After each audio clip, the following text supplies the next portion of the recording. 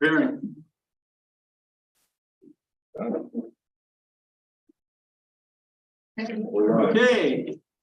Good evening. It is March 16th, time to 6:30 p.m. and this is a Finance and Facilities Committee meeting. Welcome, everybody. Let's start out by introducing ourselves. I'm going to go around the room here and then we'll go up on the screen. Lisa Raymond, Assistant Superintendent for Business. Dennis Pugliese, Director of Facilities. Steve Morton, parent of two of Woodland Middle High School. Amy Ashley Moore, District Treasurer. Elizabeth Saldona, Assistant Superintendent for Business. David Warner, Board Member, Committee Chair. Chris Vallon, Board Member, parent of two. And Luke Johnson, Technical Support Specialist. up on the board, I'm going to go from what I can see. Mike, Hi, Mike Messina, BBS Architects. Jessica, Hi, Jessica Muldoon, parent of two. Julie. Julie? Okay, we'll see if you're muted and we can't see you. If you're there, holler. Okay, Just trying to join it. yeah.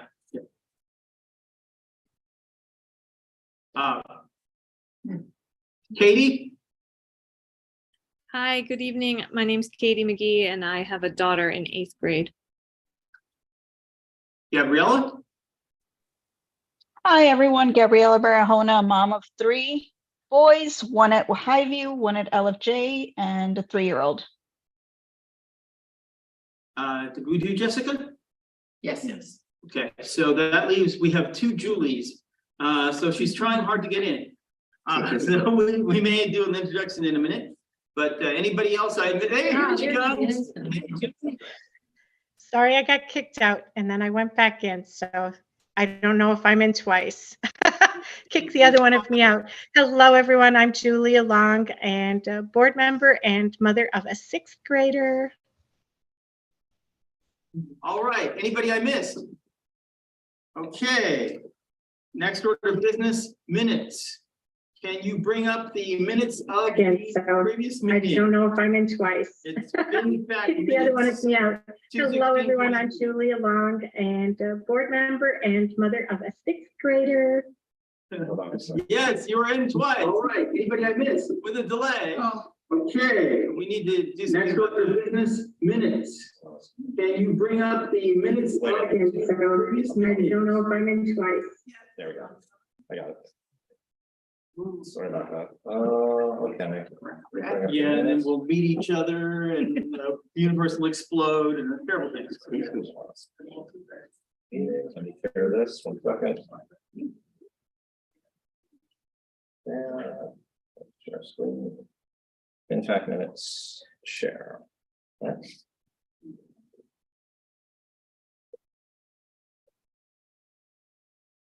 Okay, so begin scrolling slowly through the minutes. The attendees at the last meeting should have been David Warner, Dennis Pugliese, Chris Vallon, Walter Simon, Katie McGee, Jessica Muldoon, Megan Hawk, Ashley Pineda, Gabriela Barahona, Mike Messina, Carol Allen, Amy Ashley Moore, Lisa Raymond, Tracy Mears, Luke Johnson, Dave Bridgelaw, and Giovanna Isaquera. Anything spelled wrong? Okay. We'll start going through the topics. I'll just kind of generally talk about. So last time was kind of a history lesson. We had this idea of a phase 2 project, and we've been kicking this around since 2021. So so much staff turnover had happened, and so much water had passed under the bridge since then that we had a big history lesson on what we thought might go in phase 2, and we went over that. So the priorities were the priorities that we'll talk about in greater depth and detail tonight, because the response to that tonight will be what does the administration think of as some options for doing the phase 2 now with updated numbers?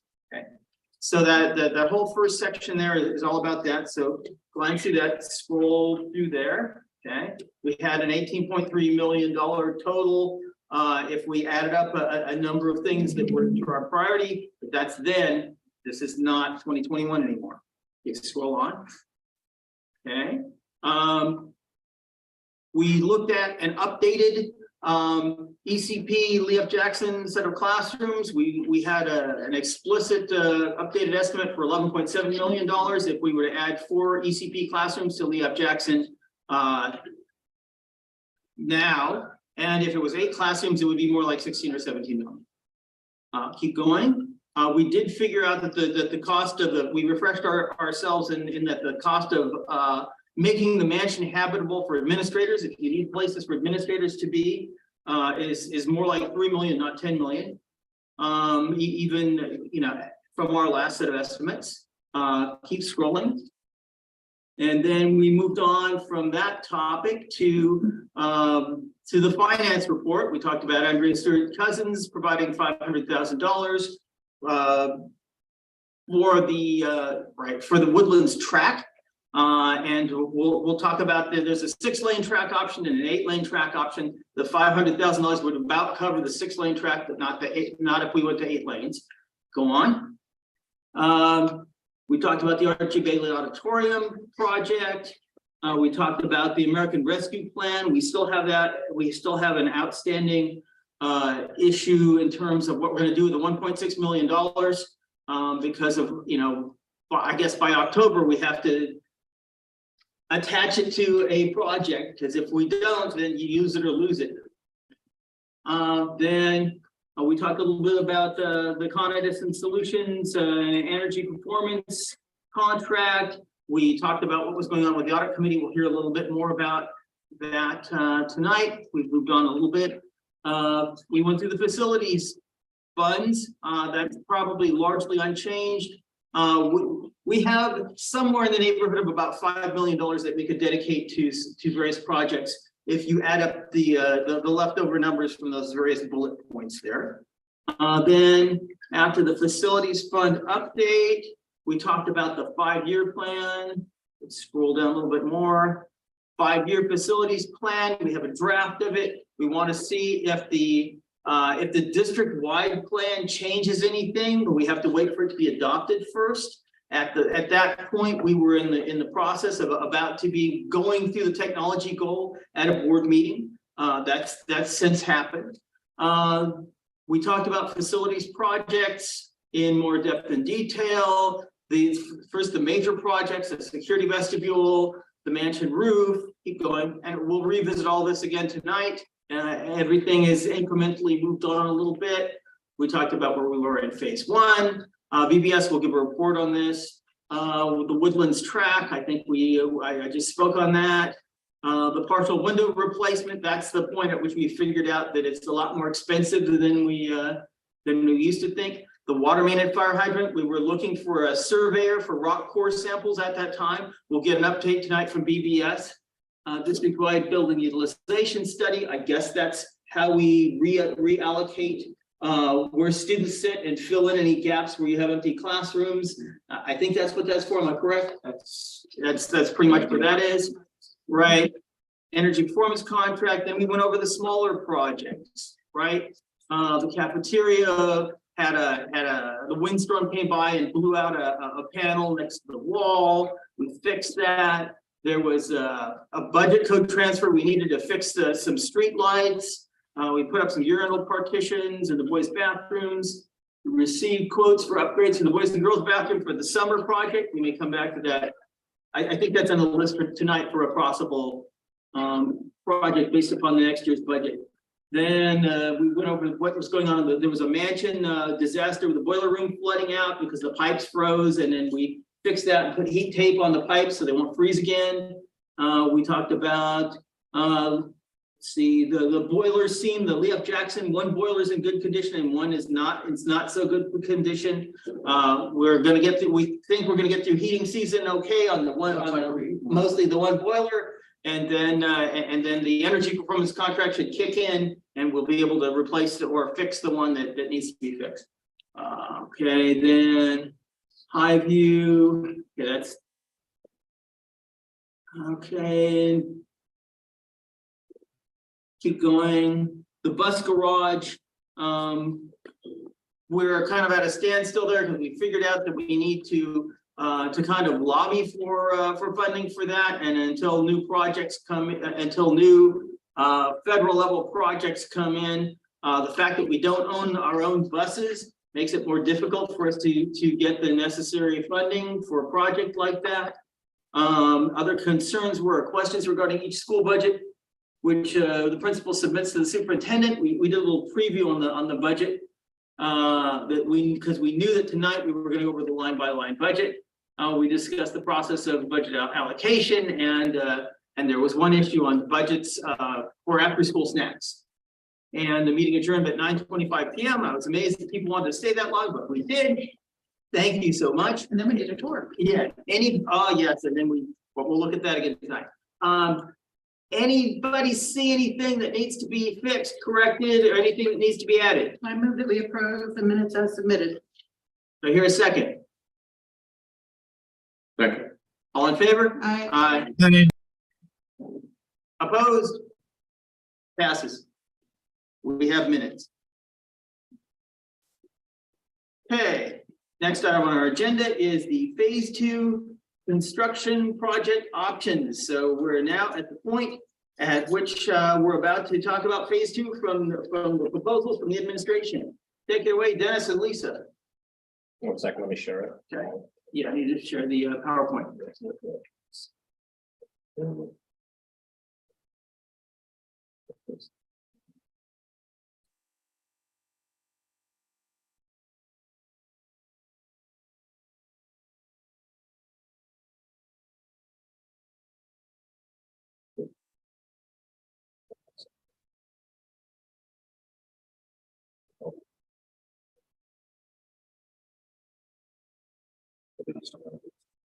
Phase 1 was the project largely concerned with the high view roof and with ventilation for the school district wide.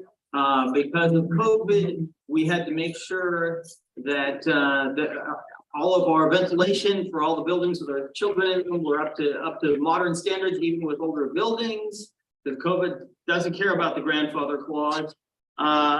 And we did that with window fans in some cases, and then phase 1 is supposed to clean all that up and do some other ventilation work. And then when we get done with all of that, coming behind it is phase 2, and you can talk about the priorities we want for phase 2, the next big construction project.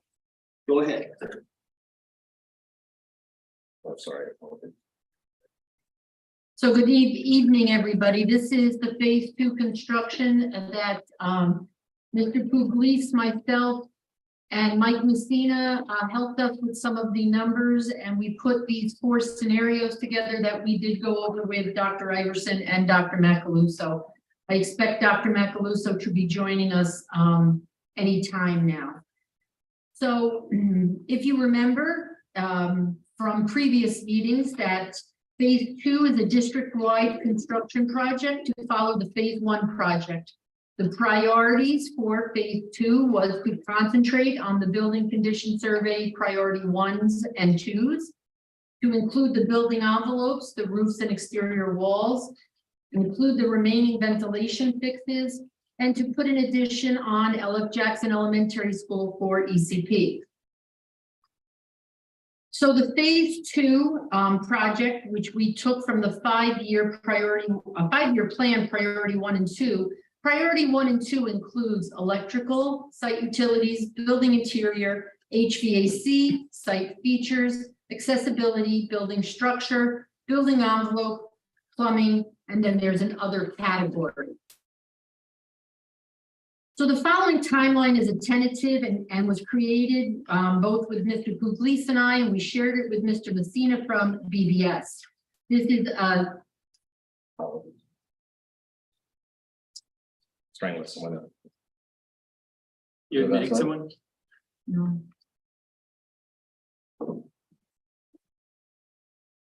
Don't touch this. This is a tentative schedule to demonstrate an estimated timeline. So we're going to be making a recommendation to this committee that we can discuss over the next couple of months, and we're hoping that a decision would be made by June 2023. Then we would have to put a referendum up to the voters that we're estimating it could be done between September and December of 2023. The architects would then have to design the project, and that would take through June 2024. We would do filings with SED and seek their approval, and that would happen between July and December of 2024. It is recommended that we get a construction manager, so we'd have to put an RFP out for that, and that would be a person who would oversee all of the projects for the district. That would be between January of 2025 and March of 2025. Bids would go out those same 3 months.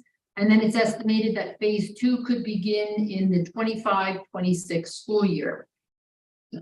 Ask a question. Yes. So I know that we're doing the phase 1 construction work right now.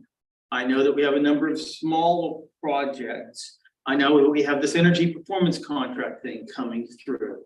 Now, is there any overlap between what's happening for, I guess, in terms of design or construction between when the energy performance contract is being implemented and when this happens? Are people going to step on each other's toes, or are we okay? There's going to have to be some coordination. We have construction meetings now, but that's eventually down the road as the projects pick up. That's why we're going to probably need a clerk of the works just to coordinate all of the things. I do the most of the coordination with Stu and Mike from BBS. You know, contractors want to go to this building. Is it okay to start here today? So I reach out to the principals and make sure there's no offense, and is the time okay? There's a lot that goes on behind the scenes when you're trying to plan work in the school that's being used every day. Okay, thank you. So we have prepared 4 scenarios. The first scenario we named, obviously, scenario 1, and that includes everything that was previously spoken about. Everything for the building condition survey for priority 1 and priority 2. And within that is included the building envelopes and the roofs and the exterior walls, the remaining ventilation work, and the addition of the L.F. Jackson Elementary School classrooms. So with a 28% escalation/inflation increase, this project would cost $81.2 million. Scenario 2 shows just the building envelope, which would include the roofs and the windows, finishing HVAC work, and adding the ECP classrooms. This, again, with a 28% escalation increase for inflation, would be $59.5 million, just under that. Scenario 3 would be doing all roofs and the windows at the high school, Bailey, Highview, and Jackson, and putting the addition for the ECP classrooms on. That would be just under $42.9 million. And a scenario 4 would be just all roofs and the ECP classrooms, and that would be just under $25.5 million. So we're showing you 4 different scenarios here, each going from the most expensive to the least expensive, because we knew that there was a concern about how big of a project we would be able to support. So those are the 4 scenarios that we have. So your roof estimates, do your roof estimates include the RJ Bailey roof? Yes. Yes. Right there, the RJ Bailey. Why does that happen? I click and it goes off. I gotta switch the program or something like that. Sorry, I was letting in actually. It's a good idea. So, Okay, so my initial reaction is, of course, right, not really sticker shock, because I've seen the building condition survey. So even without the escalation, I knew that if we did everything all at once, that would break the bank. correct. So I'm looking, hello. I'm looking and saying, gosh, if I were to start with something, I would start with scenario 4 and try and work my way down from there. I Okay. know that I think we have about $5 million in funding that we could devote in the direction. It's very roughly $5 million. So if we start with a $24 million project, then you've got a $19 million bond. Can you shrink that window, please? This one, Yes. sorry. But I don't know, first of all, whether people think that these are the best things for us to do and how people feel about the options before we discuss cost. Megan, I see you have your hand up. You have your hand up before me. I just put mine up.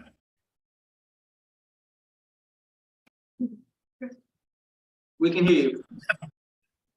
So I think I have the opposite reaction from you, David, is that I would want to work with scenario number one and see perhaps that is too much, but work on what is in there and see what kind of highlights we can pull out from it. As far as the ECP classrooms edition, the price stays the same through all the scenarios. So what is that actually? What does that include? ECP classrooms, they're the same in all scenarios. Right. What so- does it include? Is this a so four that- classroom version? That was the $11.7 million. So I believe that Yeah. is the four classrooms, correct? That is the Right, four right. That is classrooms. the four. Now, look, does it have the extra Let me playroom and rephrase stuff? this. There's actually an ECP Leah Jackson file if you want to bring that up. Because I mean, my understanding of what I remember is if it's just the four classrooms, that doesn't include a multi-purpose space for ECP, or it does. Let's check that. That's option A. Ours is option Yeah, that was not option A. A. No, we did 11.7 million. Yeah, not that's that one. Oh, this one. The escalation. So the 11.7 million was option A. That's four classrooms plus admin plus support.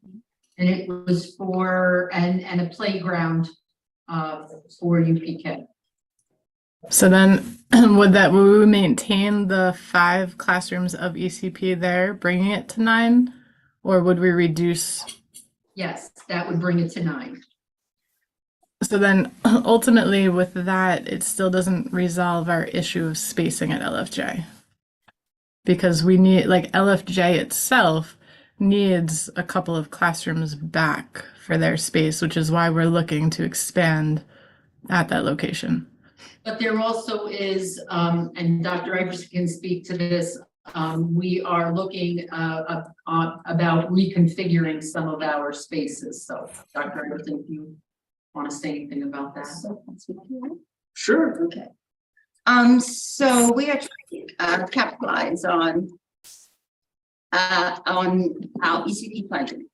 Right now, Ms. Braden has probably said in many of these presentations, we get funding really based on the number of students. We could be getting more funding. So what's motivating us thinking about looking at different reconfigurations, nothing's been carved in stone, is to capitalize on where we can move those 4 remaining classes, those 4 classes at the main building, to another building. And with the least a bit of disruption to the instruction, to transition, and where these and get all of our ECP students together. So we know in phase 2 there was one of the phases we're talking about the addition, but we know that's not going to happen right away. We're trying to do something more immediate. So we have been walking the buildings, ECP and Highview, and looking where there's potential space. And of course, just looking at where we can take those 4 classes and get them out of ECP now as we continue to work on phase 2, continue to think about what we're going to do in phase 2, but understanding we have more of an immediate need now. So we're looking at that. So, and Jackson, she can accommodate the 4 additional classes if we make some movement with the first graders. And so just as preliminary discussion, just want to make sure I'm clear with the community that there's been no decisions, just us beginning to talk about it. We've talked about it with the board. We painted many scenarios. So we would then move ECP all into Jackson. Jackson becomes pre-K one, pre-K one. I'm sorry, pre-KK, I missed the grade.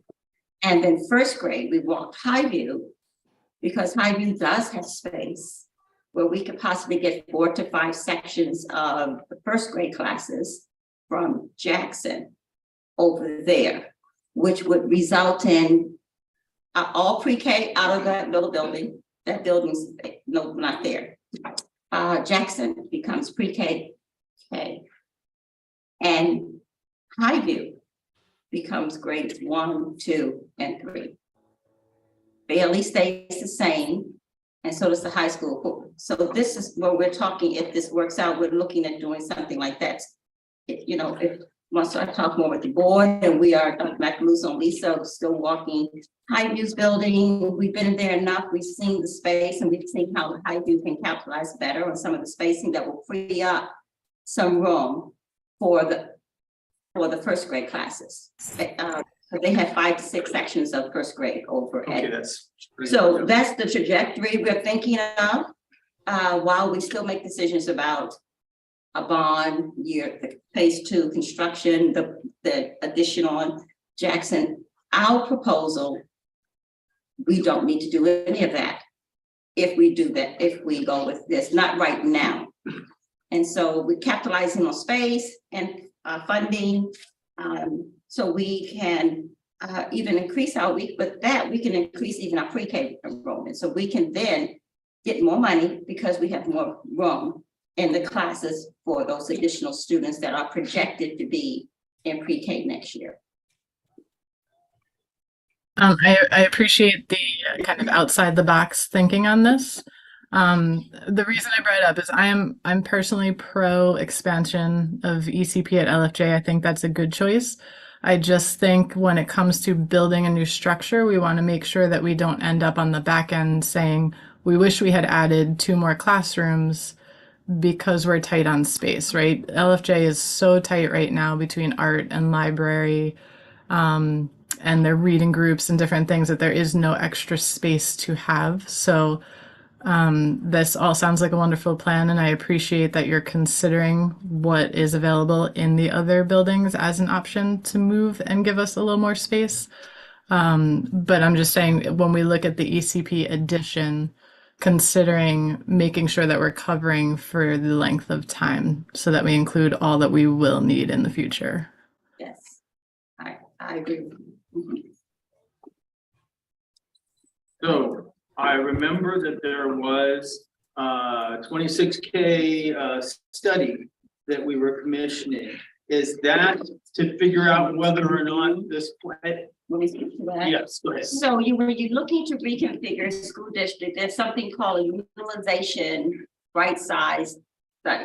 What this, and usually a consultant comes in or their company, and they specialize in helping districts look at their capacity of spacing, look where there are some areas we are not using space as highly effectively as we could, and then look for opportunities where we can expand. So we're going to begin with that to give us more data around even if this scenario is a viable one. So next year, that's in the budget to be approved, and they will get in here immediately. Right after the budget is approved, we would have that done as quickly as possible. But this year, we're doing the planning of it, a lot of it. We would like to have this, and do this in the fall, but we don't want to, we'll see. We don't want to rush it. We know haste makes waste.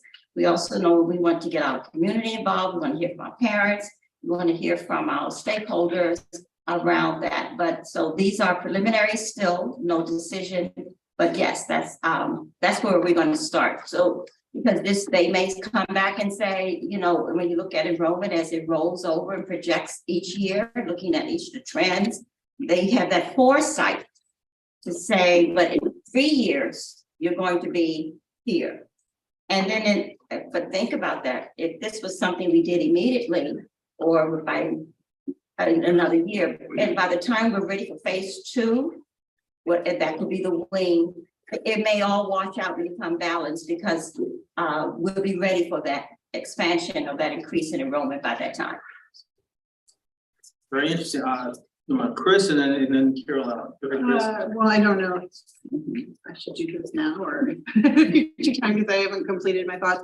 But just strictly on the utilization study aspect, I just want to say that, no offense, I don't want to keep doing studies on things we've already done in the past with COVID. I know our previous facilities director had drawn up documents because they had to measure space and, outline how many students could fit in the classroom for COVID. And, we could probably extrapolate from that data. Absolutely. We, in the past, principals have basically done what you're doing, walked the building and found spaces, without having to do a study, found spaces and how to reconfigure them. So I'm just saying there might be a way we could do this with the knowledge we have in-house. No offense, VBS.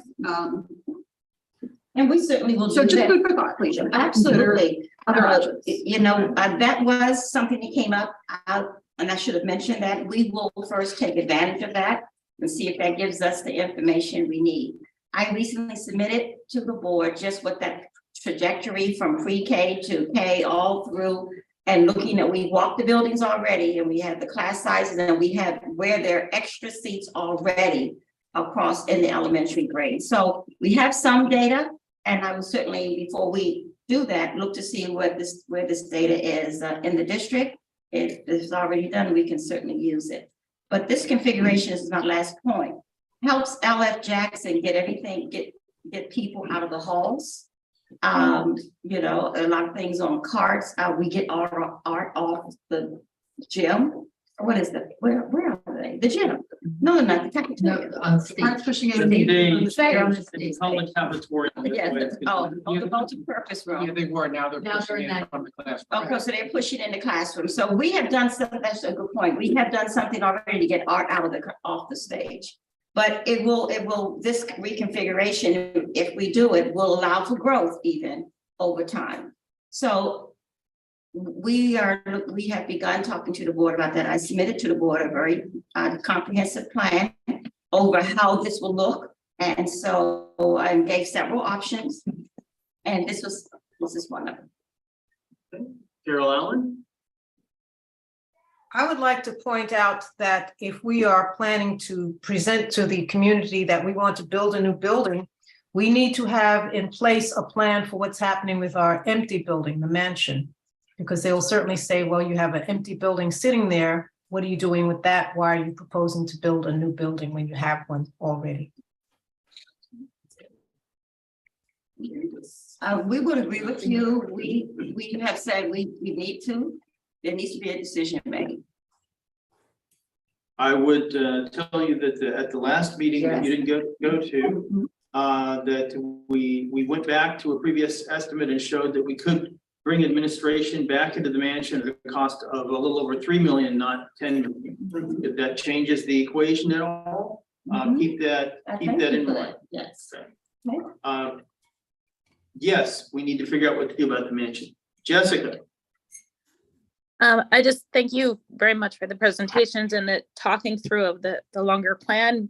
And after the last meeting, I was just really thinking of kind of seeing plans that we started talking about a couple of years ago, and just like pre-K has taken a different importance over the last few years, and Greenburgh has had it and been able to use it to do some early interventions and supports for students.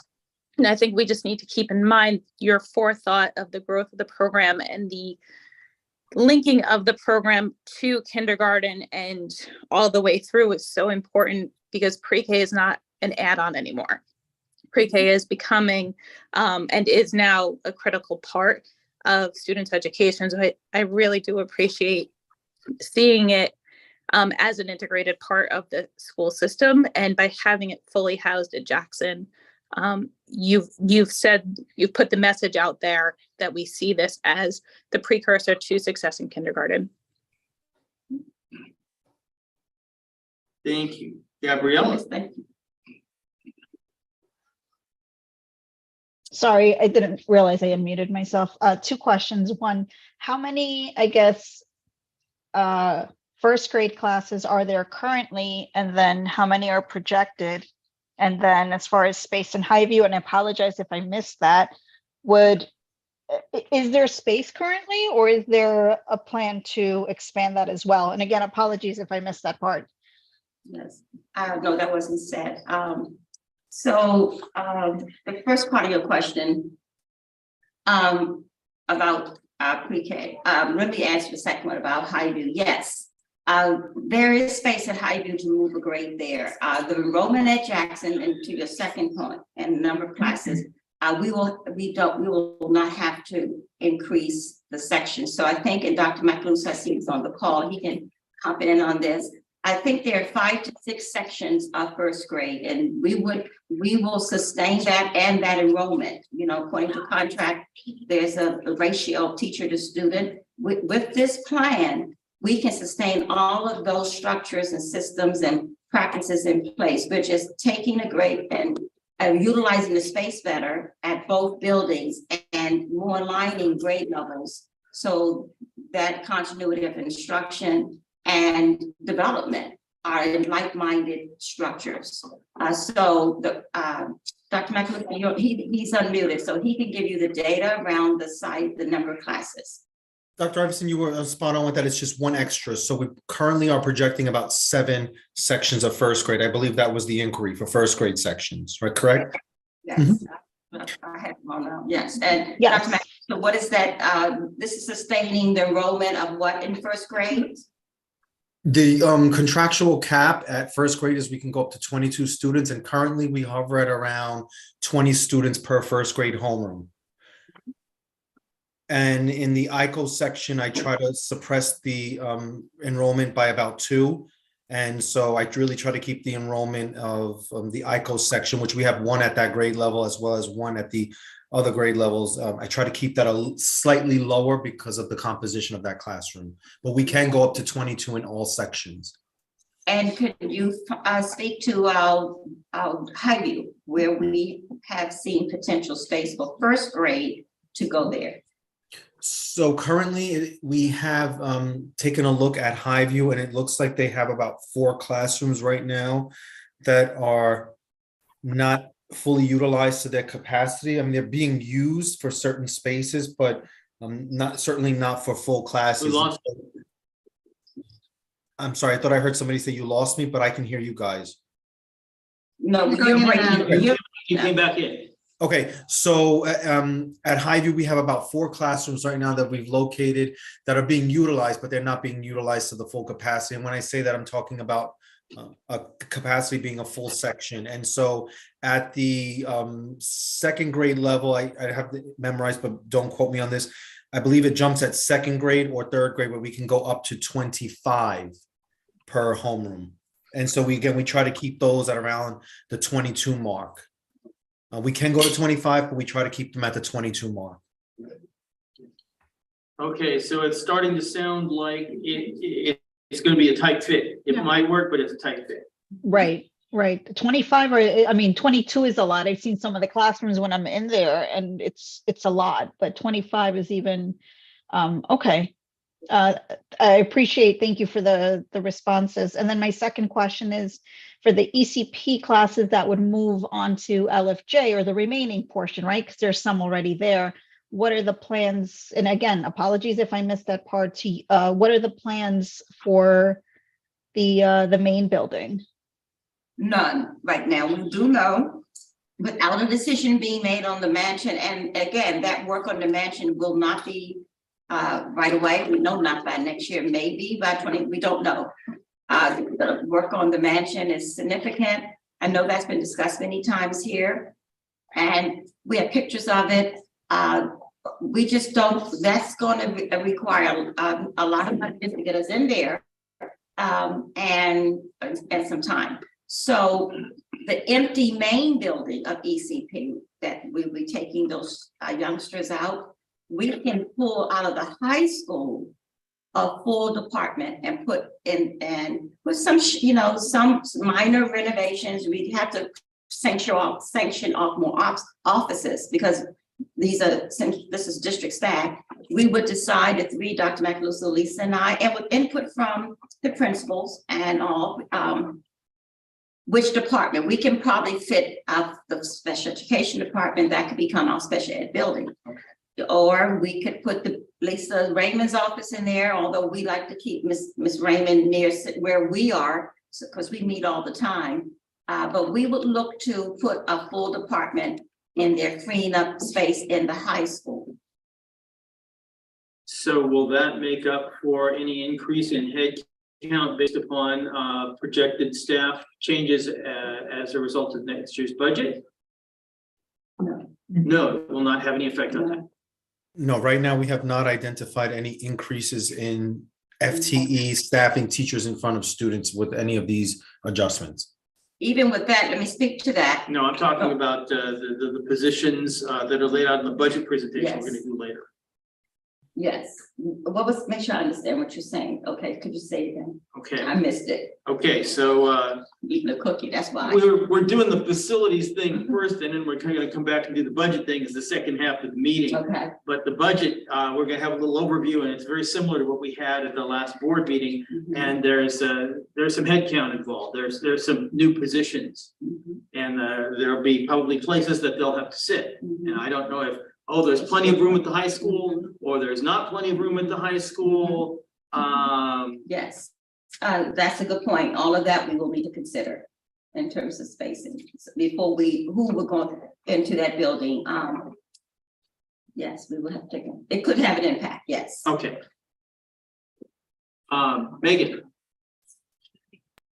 Okay. I had a few minutes to think about it. I have a couple of clarifying questions on the movement of first grade to Highview. So it would be the entire first grade would move, not part of it. Yes, the entire, we will not split.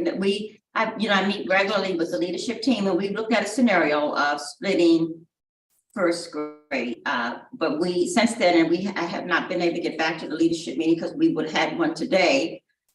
We came up with this option. We walked the buildings, we know the space, we know the sizes and how some of the principals could be using some of the space and for other things. We said we could possibly move all of first grade here. Now, Dr. Macaluso talked about 4 classes that we could possibly get, and Dr. Macaluso, yes, we also saw potential for a fifth classroom over there. So did you mention that, Dr. Macaluso? Would you please? I did, and Dr. Iverson, it wasn't actually fit as far as 5 separate rooms. We Okay. talked about the possibility of if there was a room that was large enough that had a front and a rear entrance to the classroom, that perhaps we could subdivide a room for a classroom that had a capacity of 8 or 12 students, but we have not yet determined whether or not there is a room that would meet those requirements, Ms. Raymond and I. Okay. We would have to look at that. Mhm. So while I appreciate trying to move things around and make them fit with what we have, right? That's kind of our goal, is to work with what we have in the confines that we have. This first grade class in particular is coming out of a building that has been squished for pre-K and kindergarten for them. They don't have separate spaces. Highview, one of the benefits of it is there's a Mandarin classroom, there's an art classroom, there's a music classroom. Those are great things for the students because they get to move and see their teachers in different spaces, and those skills build over time. While it's not necessary, it's a nice benefit. So particularly with what I'm assuming would be this group for September, because if we're talking about the movement, I would think it would happen pretty quickly. These are the students that are kind of affected most by the crunch. And then even the second graders who are moving into third grade, I understand that their class size balloons a little bit and they can increase their numbers, but they were the kindergartners at the height of the pandemic. So, you know, with what we have and where we are time-wise, I would love to see it work, and I would love to be able to move that space to free up, because I really would love to have ECP at LFJ in one location. I think that's a great start for that program. It does kind of feel like we're taking a tight space and moving it into a bigger space and making that space now tight. And then as far as if Highview becomes a 1 to 3 building, is that through the end of the construction of the extension on ECP, or is that meant to be a longer term change? to the building? So it's meant to be a change until the district and we work out what we're gonna do with the building and or floating a bond and or with the mansion. It is like you said, and I think you said it perfectly. It's something we can do now, utilizing our own space and buildings that at very, very minimum cost. Do those 4 or 5 classes account for art and music and Mandarin classes being lost at Highview? Dr. McLeod, can you answer that? So just a point of clarification, I mean, I thought I heard a comment about high being 1 to 3. So that's, I'm not sure the source of that, but that's not something that we think that we can accommodate at Highview space-wise, because that would be 21 classrooms. We roughly have approximately 7 sections at the K1, 2, 3 band. 4, 5, 6, it goes a little bit lower. It can be sometimes 6, sometimes 5. We have identified the classroom that is being used for Mandarin as a potential place where we can have classroom space, and Mandarin and Mandarin instruction or world language instruction as a push-in where students receive that in their general classroom is generally a followed practice in school settings. But right now we are not looking at utilizing the art room or music room for classroom space, but certainly the Mandarin classroom or the room that is being used by the Mandarin teacher is a place that we are targeting. And right now the Mandarin teacher is not full-time at Highview in any event. So it really makes sense for us to take a look at that space. And that content can easily be a push-in into the mainstream classroom. So some changes will be made like that to open up space for the additional classes. And Thank you. And to the point with, if this was to work, so we would have, you know, Highview right now has a secretary, a nurse, a psychologist. So we can add extra staff, extra people, you know, we have the nurse, they have a nurse. So the nurse at Highview stays and the nurse at Jackson, we have an extra nurse that we will look at where this person goes. We have an extra social worker because that school has a social worker where we can utilize across the district for some of our needs we have as a district. We will look to see where we could support schools that need the support with the extra employees. No one will be necessarily losing their job. We will capitalize on, we know the high school could use another social worker. So we would have another social worker available to fill some of those gaps. It could be a social worker we use across the district. We haven't ironed out where they go, what we will do with that, but those employees will be reassigned accordingly where the need is. Carol? I think what I'm hearing is we need to give the superintendent more time to develop the plan as to what her space needs are. Until she's done that, it's premature to be talking about building a new building. And I think we should say we need to fix the roofs because the buildings need to be made watertight. And that's something that we should have, if we need to raise money for that, that's something that we should be voting on at the vote in May. We don't need to wait until October, November, December and have a separate vote just to do that. I too have gone through machinations in my head while this meeting has been going on, saying, oh, hey, maybe we don't need the ECP wing, and therefore a bunch of potential money is freed up to fix all the roofs. But I'm not quite there yet because I'm not quite sure how tight this fit is going to be. So how long is it going to take us to figure out whether this will really work? We had Ms. Raymond and Dr. Macaluso and I have a time on the schedule to go back over to Highview and Jackson and look one more time and see if this could work. So I would say by your next meeting, you would know. Okay. But I would say if we want to raise money, we should act on that now. We know how much it will cost to do the roofs and we should proceed with that. We don't have to come up with a gigantic package. And it would be much easier to get a bond passed if needed to raise money just for the roofs than to have a giant package that will include roofs, windows, and possible additions. We should keep it simple. So small bond, roofs, no windows. So, Okay. so just a couple things. First, I want to clarify, administration, thank you, Dr. Iverson, for discussing this. We're taking this small tangent, but it directly affects the phase 2 discussion. But I want to clarify for the public, the board was presented with plans, but this has not really been discussed among the board because this is an open session item. So I just want to clarify that we've not actually discussed anything. We've been reading up on background material. So I just wanted to make that, be transparent about that. The second thing is, I'm just going to push back a little. It might be premature to discuss reconfiguration of our buildings. I don't think it's premature to discuss the fact that we actually need some space.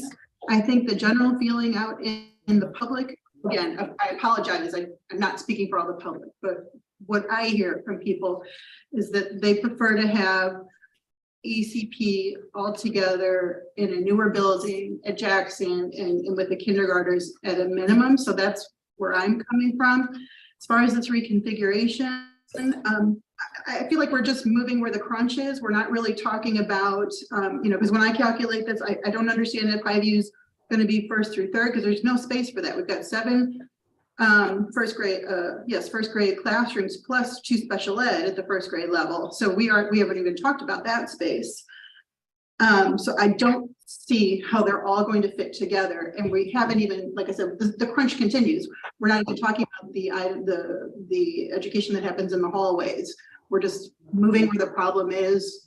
And I don't think movement at this time solves any of those problems. That's all I'm going to say right now. Okay. I've not helped anything, but it's an opinion, and we'll look at some numbers. Now we had, if I remember correctly, the draft document that I thought it was not final and not something I could hand out had some enrollment projections in it. Yes. Is that something that we can share now, or does that need more work as well? Oh, that was at that time. So this is pretty stable. We called it preliminary, and because it was something, of course, we would needed to send to the board first, and have time, like you said, to talk about it. It's not final. It's finalized in that in terms of when we're not changing. What we have is here. It's going to, the preliminary part will go to be finalized when we get the decision. So this was the vision around how we could do it. And I will go one further if I may, because you're right, that this movement to this, you got to be concerned. You still need room for growth. I mean, there's reconfiguration can continue through. We're just right now trying to fix Highview at minimum cost. We want to have, manage class size and utilize space better. But, my team and I, as we talked about, we know that there's discussion about the mansion, not knowing when it's going to happen. We saw this more of it as an immediate need, that it's something that could work, not just as a Band-Aid.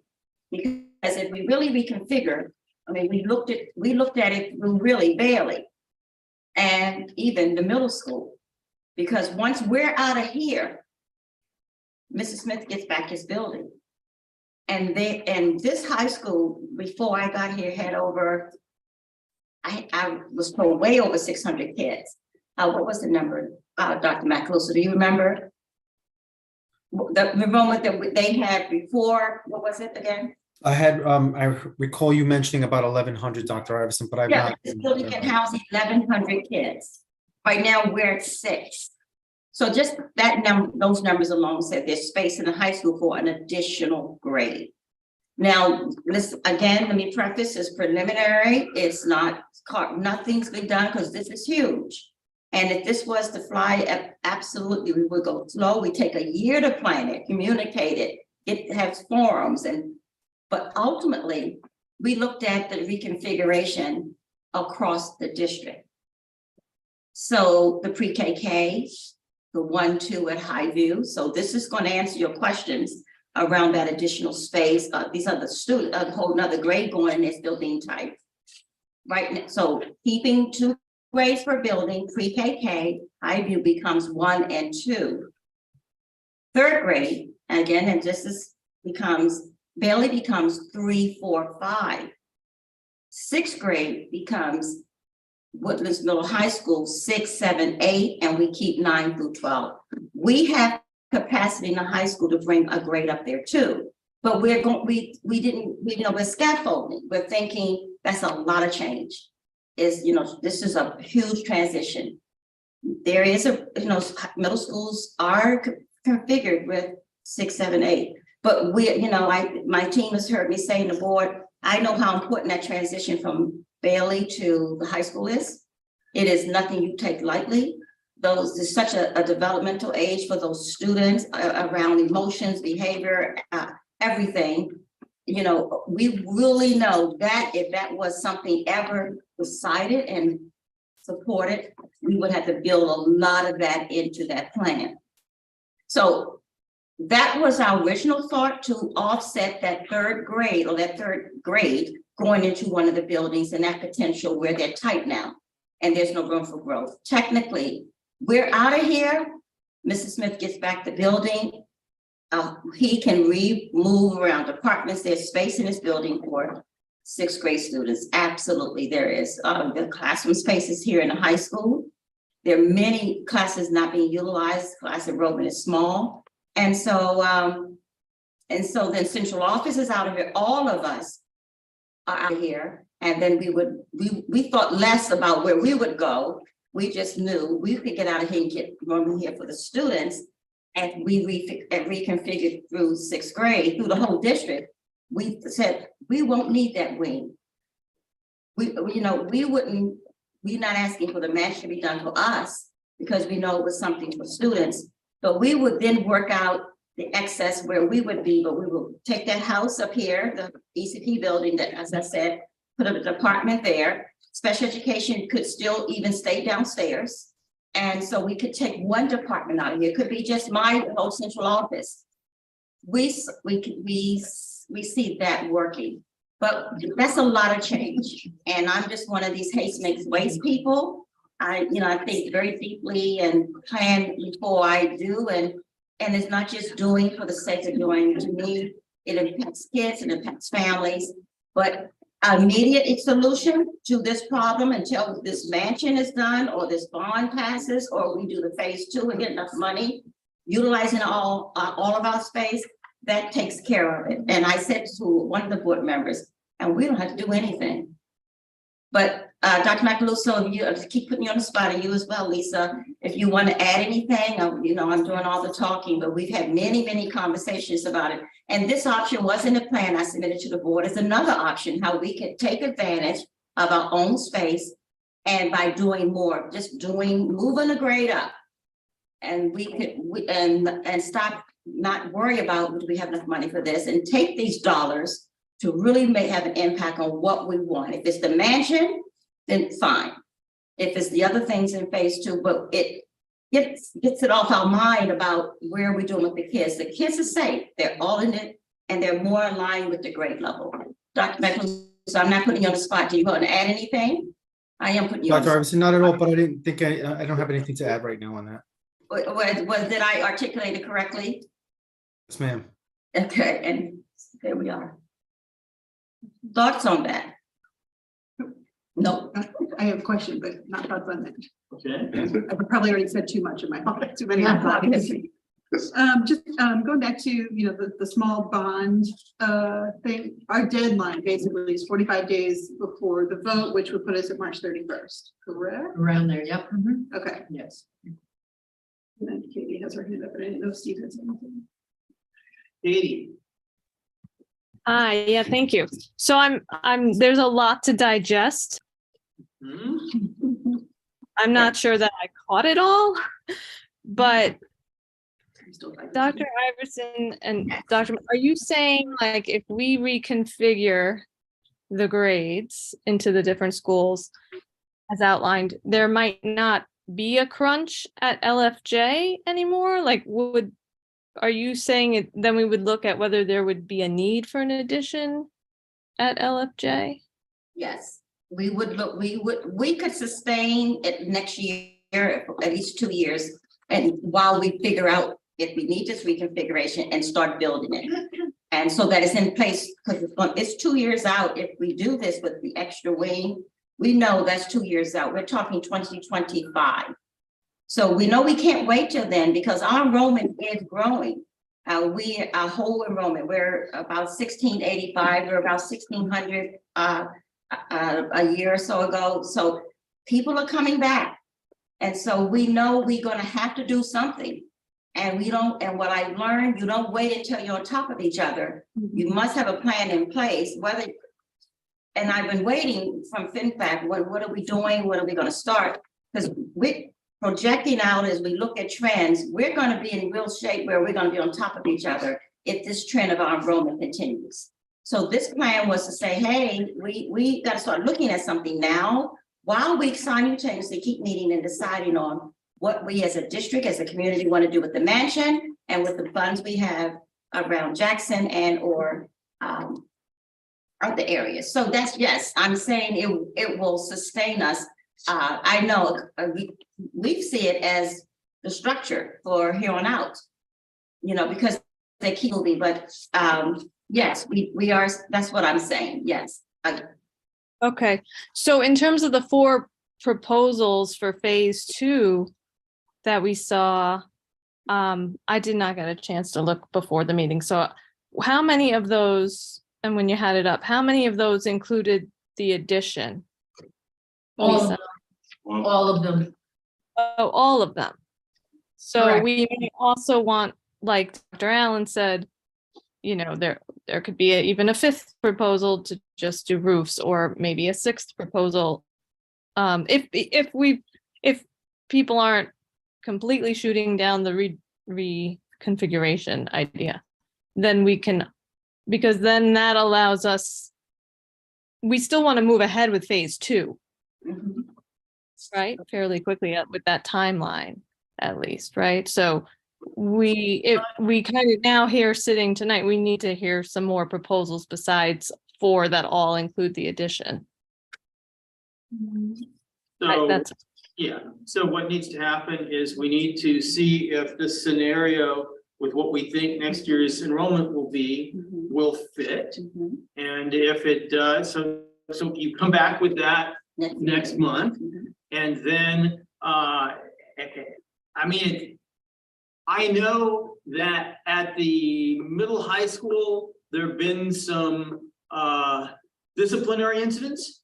And a lot of that is the kids getting used to not being in COVID land anymore. And there's been a significant sort of loss of social skill, and we're responding to that. And there's a bunch of professional development that will happen. There'll be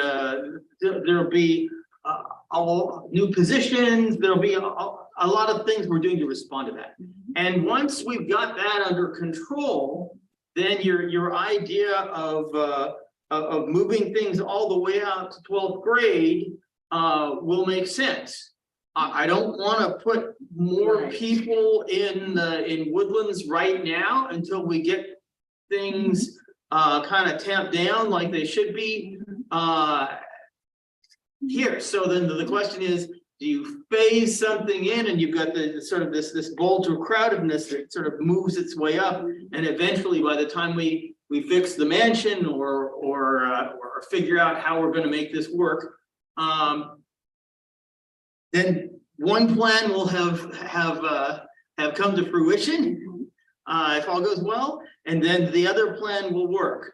Okay, so there's a timing issue here, and I also want to watch the other plan work. So I'm not ready to fully commit to the full strategy yet, but I want to first see if it fits. Right, completely understandable. Okay. Yeah. Megan. I think Dr. Macaluso and Dr. Iverson have heard two different takes on Highview for whether grades 1 through 3 could currently fit at Highview. So they could fit at Highview for say next year or the year after, or they could not in the current state.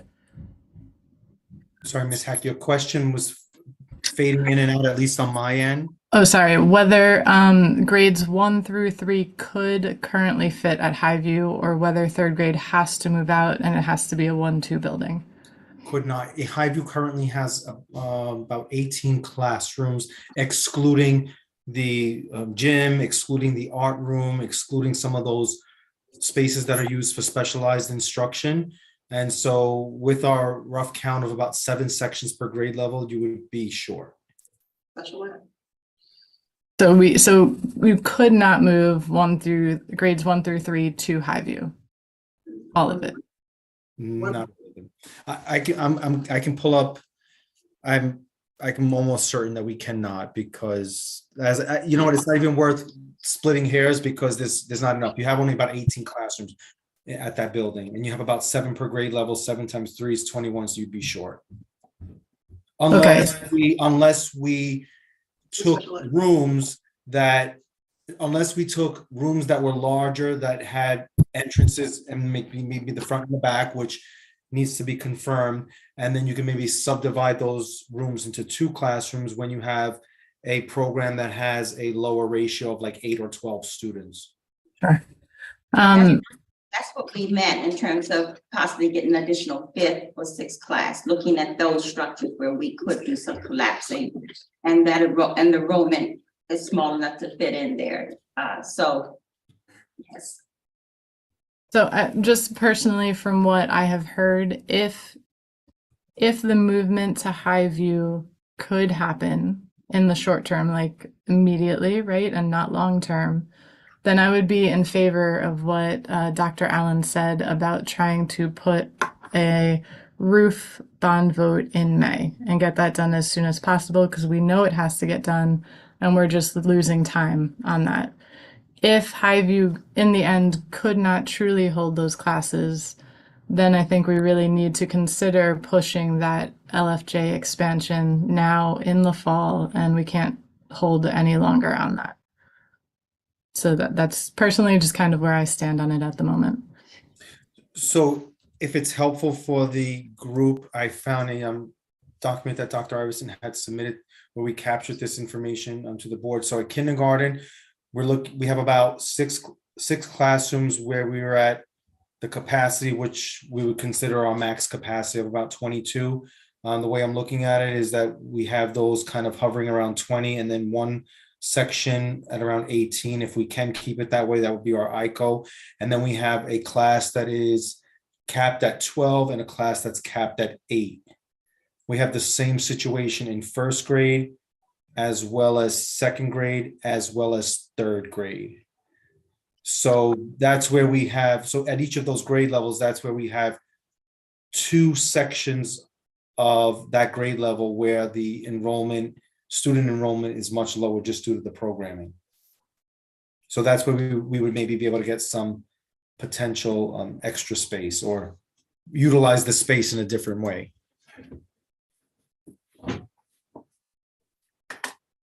And that's what we're going to do in our next walkthrough, look at that. So that's why by the next meeting, we can tell you for certain.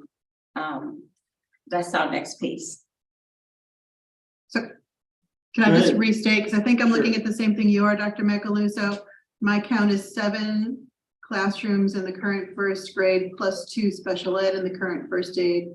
That's 7 plus moving to Highview. You guys have identified 4, 5 if you subdivide. So there's no way 7 classrooms are going to move to Highview without people moving out of that building. So Can you repeat that part, Trustee Valen, again? I just went back to that document. yeah, I think I'm looking at, I think my count here is just lines up with yours. I'm just going to repeat it to make sure. I count 7 classrooms in the current first grade, plus 2 special ed in the current first grade. So that's 7 plus 2. Except that, Trustee Valen, if you're looking at the document that I'm referring to, page 8, that is our projection for next year, but it roughly stays the same. And if you might recall, one of the items that we had talked about in the previous budget iterations is addition of some special education classrooms. So where you see those half classes where there's a combo, like a 2-3, for example, those are projected to those. Okay, We came up with those calculations came up projected after that document was submitted to you because of annual reviews. Yeah, I'm looking at I'm looking at a different document then. I'm just pointing out that without moving kids out of IVU, 3 grades will not fit there. So then, let me ask you, is there any space at Bailey? Bailey is pretty much at their capacity. I mean, Bailey does have the same situation where world language has a separate classroom, but in that school, students transition anyway because they follow kind of a departmentalized structure where students go to one teacher, right? So in that building, it would make sense to keep world language as a separate room, so to speak, because the children already follow that pattern for other content areas. But sorry, but let me point out too, I see Dr. Allen, that we have kids getting some pull-out services in a space that isn't ideal too. So we still have a space issue with Bailey. Yeah, that's all I'm gonna say about that. Carol. I would like to again state that we should allow the superintendent and her staff to devise the plan that they think will best fit the educational needs of our students. Once they come up with the plan, then we can ask questions about that and give it a thumbs up or a thumbs down. But I really don't think we're spending our time wisely tonight with the conversation that we're having. Okay. Are there other questions or comments on this part of the meeting, or shall we move on? No, yes. So going back to the idea on if it's possible, if there's the will to do a small, I'm not gonna call it a small bond, a bond in May, we have to get it moving and out to the public by March 31st. We're at March 16th. You know, looking at these 4 scenarios, I don't know if we could pull up scenario number 3 and 2, 3, and 4. Scenario 4, if you just take the roofs, that's well, let's just pull up scenario. The only thing we can say right now for certain is that we need the roofs to be fixed. And I don't think it's difficult for us to say, let's go ahead with that and try and get the bond that we need for that with the vote that's coming up in May. Everything else is tentative and we can't move forward on it at this time, but the roofs is definite and we can move forward. Dr. Allen, I wanted to go to the scenario because my question to you guys is, there's the roofs, and then there's the roofs plus the windows, and then there's the roofs, the whole envelope. So do we seal the whole building? Because there's 3 levels we could do if we went for a bond just on those structural issues in May. So I'm asking your opinion on that, I guess. Roofs plus windows, or building envelope? Sorry, guys. Or none of the above. I would go with roofs.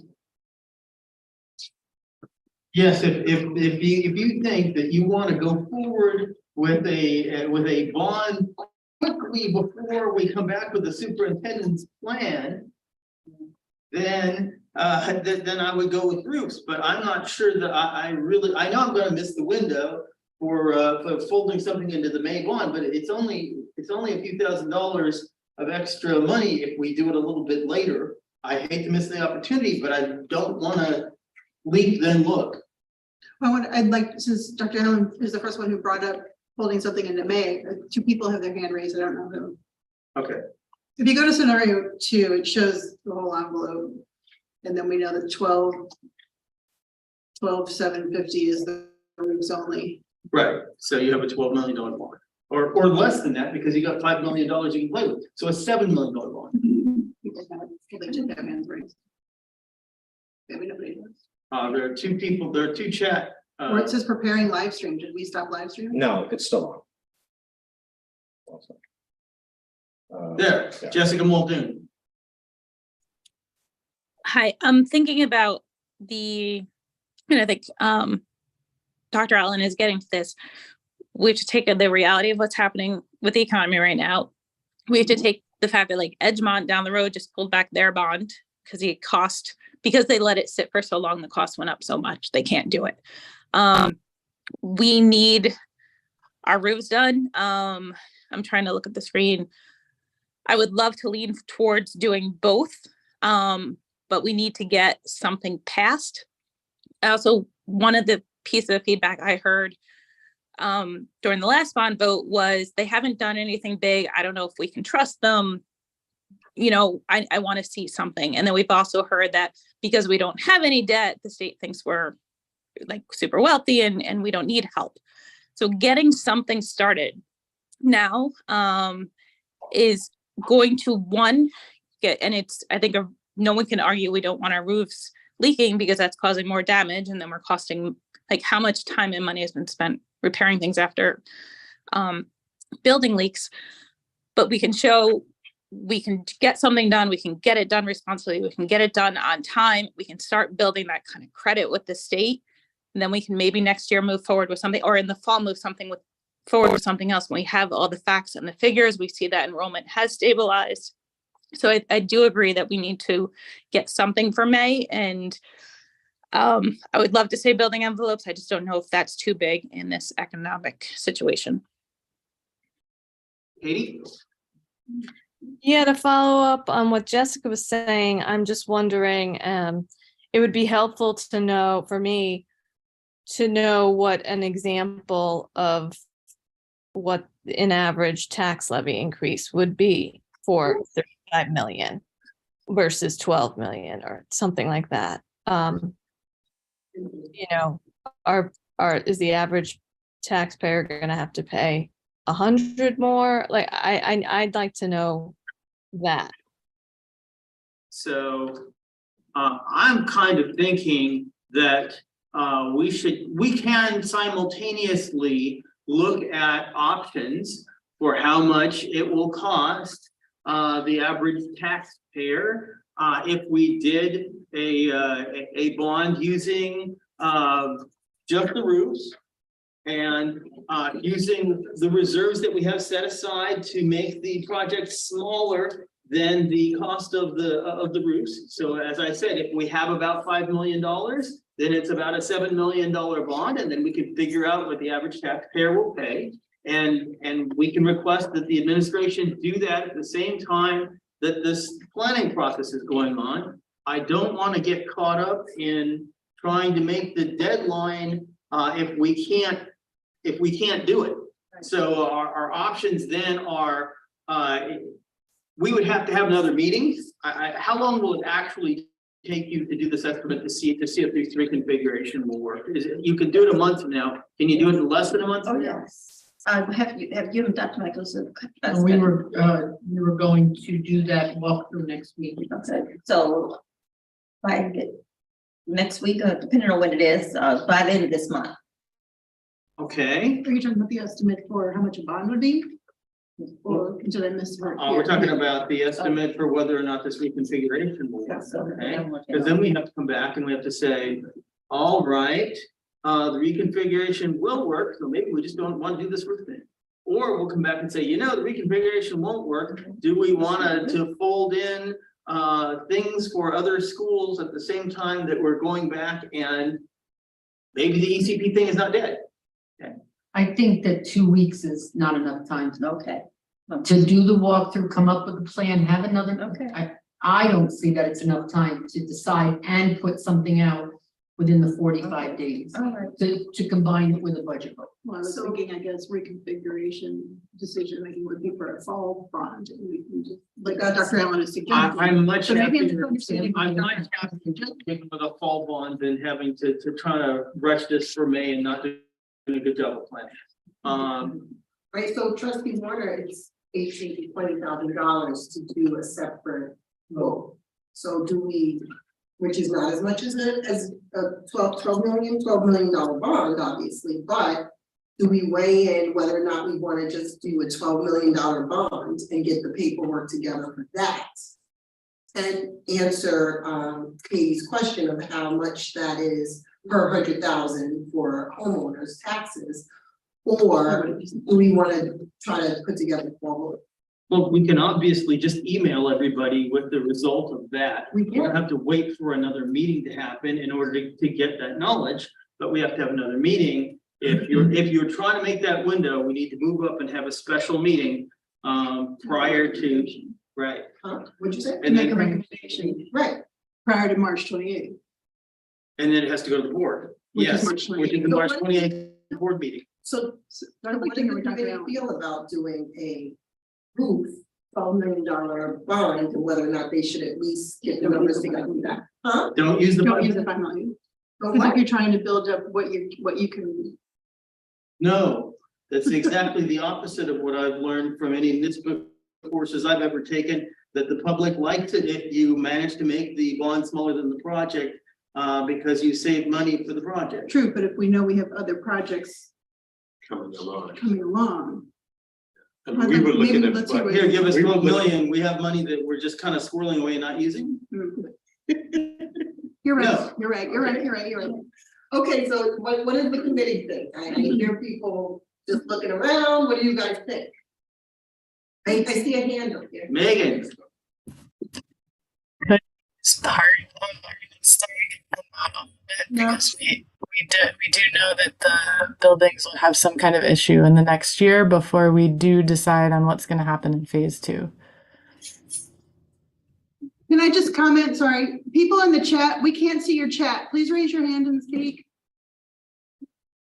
Sorry to interrupt, but Make it so it's not. It's Right. in the chat. put everybody up there. Yeah, sure. Megan, I couldn't hear the beginning of your statement.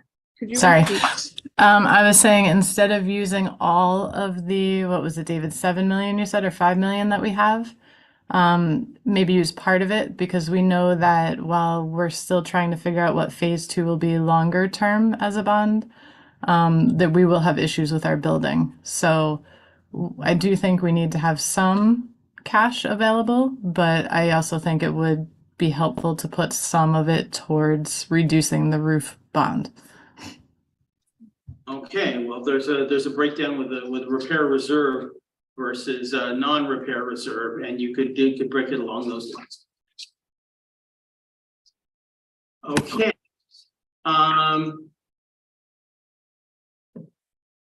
I would like to move on with the next portion of the meeting. I think we know that the superintendent is going to come up with a plan. I think that we're going to get some preliminary numbers. So I'm waiting to see if there's a big groundswell of everybody. Does everyone here think that we should move forward with a May bond quickly, as opposed to planning it out? Why don't you have people raise their Yeah, hand? Do you mean a bond for the roofs or do you mean a bond for something else? For the roof. Bound for the roofs. So, Raise your hand if you. if you are in favor of quickly fast tracking a bond for the roofs only, yes. Okay. 1, 2, 3, 3, 4. Is anyone Wait, against? was that a hand or is that- No, it's a thumbs up. That's a thumbs up, okay. Is anyone against it? Gabby and Someone's Cora, against it, 1, let 2, us know 3, so we can hear. 4. Is anyone against the idea? Can you please speak up so we can hear like the point of view? 1, 2, 3. Anyone's against? No, nobody's attending. I'm just torn because, well, first of all, I think it should be the whole envelope, windows and roof. But, and it is I don't think the community, well, I just know how long it was, and that was granted a very big project, but people take a while to really tune in, even if you're having meetings or you're putting out signs, and then they're suddenly like, what, the school district, what? So it's going to be a big crunch. Do we have everyone here who can be on board and out there and promoting it? What are your next 6 weeks like, or 8 weeks? I know I have some other things going on, so I can't be out there that much, but what about the other 9 people here? And then everywhere else, the rest of the board? Just think that through. You're also trying to get the budget passed. You're also trying to get, the information out about the budget. So I'm a little hesitant. Okay, so that's 2 people who are hesitant, me and Katie McGee. Megan, you're hesitant? Okay. Okay, so 3.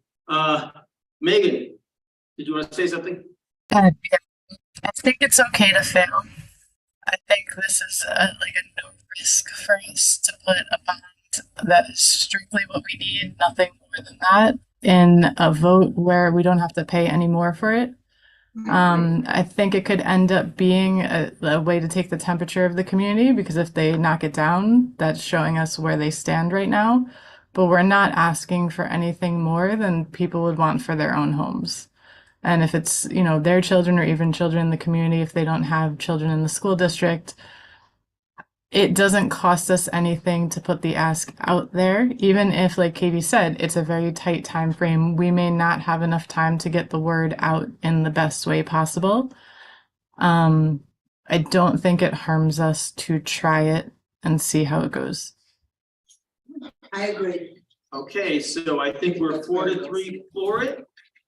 I can get behind a may vote if failing is not a big loss.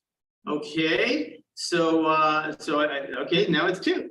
So it's now 5-2, yes. Okay, so then what we need to do Julie is was trying to talk earlier. Sorry. go ahead. I don't know if she was still trying to talk. Julie, do you want to say something? She's laughing. No, we can't hear you. Can't hear We can't hear you. You have to change your input inside Zoom. It sounds like another language. Someone in the nature of the inside.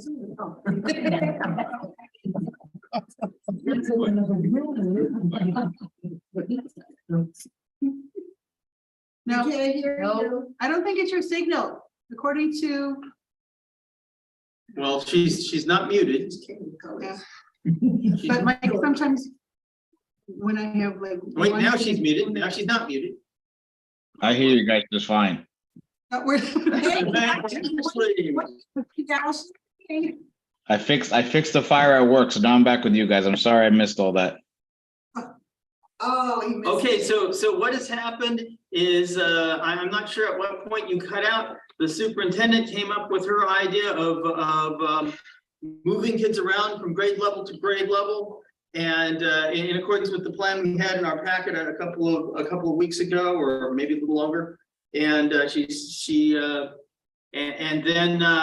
the thought came to mind, we're not sure if we need the ECP additional classrooms or not.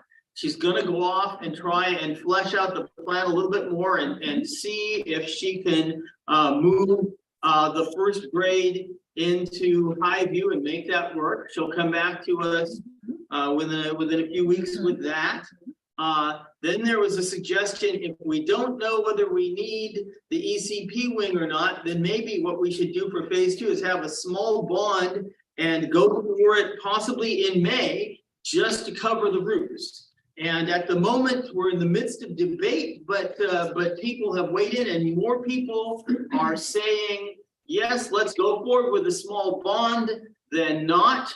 I think some people are saying, if we fail, so what? We've at least tried, and we've taken the temperature of the district to see if something larger would make it or not. And if we succeed, great. And the need is very easy to prove if you're just doing roofs that need to be fixed.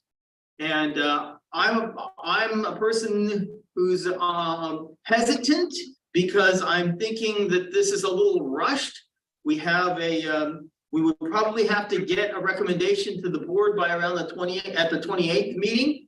So we have to have another FinFac meeting to just look at that small proposal. And the debate goes on. So do you at this point have any questions about that? Sure. How much, when you say small bond, what does that mean, dollar amount? So Everything. it's about 12 million. It's the roofs. It's just the roofs. Okay.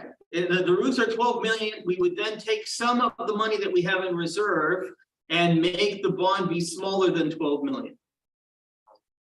So We know what, we have 5 million, we might or might not use the whole thing. We can look at scenarios for that. I'd be So you okay. can- A bond as small as 7, you can get behind that, I'll get behind that. We got to do something. okay? Yeah, can I just say, I agree with that, we have to do something, and I remember with the large bond, which I was fully committed to, although it was too large, and I was on the board at the time, we fought for many meetings about what to include and what not to include, and it ended up at 114. All I kept hearing was kick the can down the road. For many years, the board would kick the can down the road, we'll do it later, we'll do it in the fall, we'll do it next year, and things never happen. So we need to try. That's how I feel. Okay, Gabriella?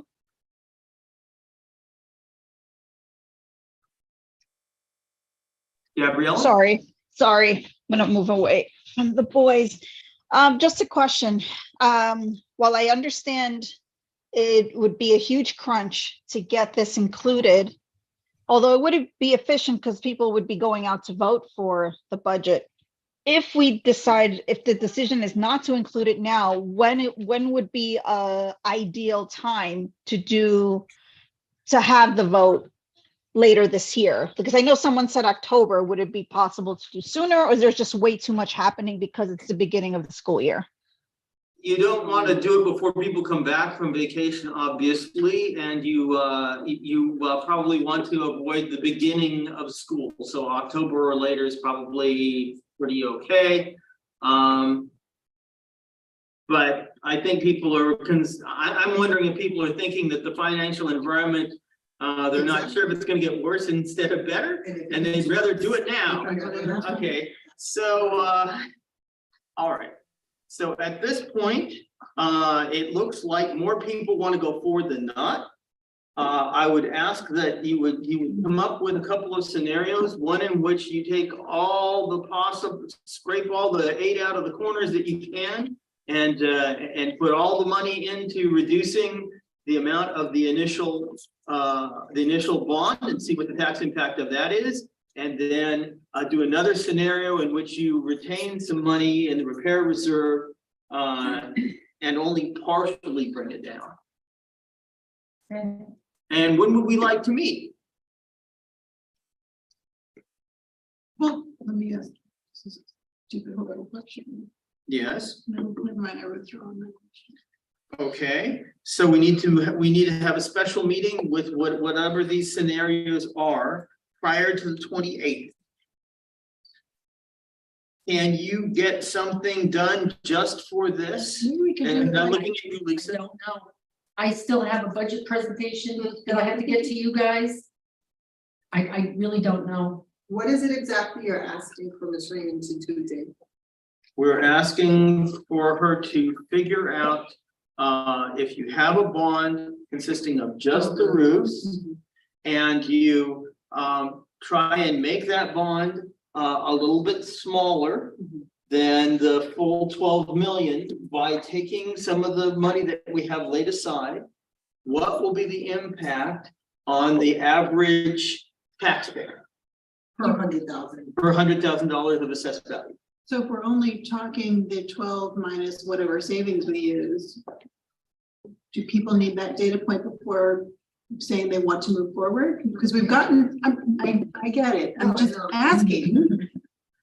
People might say if it's going to be 7 million or so, we know it's going to be low compared to what it would be in the future. And they might just say, regardless of the answer, I'm going to say, yes, I want to make this recommendation. So you're saying we don't need the meeting? I'm asking, do people want this data to make the decision and have a special meeting? That's what I'm asking. And baby's hand is up. Go ahead, Katie. We need feedback from everybody. Well, I agree. Yeah, no, I mean, I'm kind of the opposite of, yeah, I'm sure 7 million's fine. Like, that's probably going to be a low monthly increase. I want to know, can we afford to do like the envelope as well? Like, I want to hear what the tax increase is, because I don't want it to be too low because I want us to get as much as we can get done. you know, with that will pass. So that's why I want to know the number.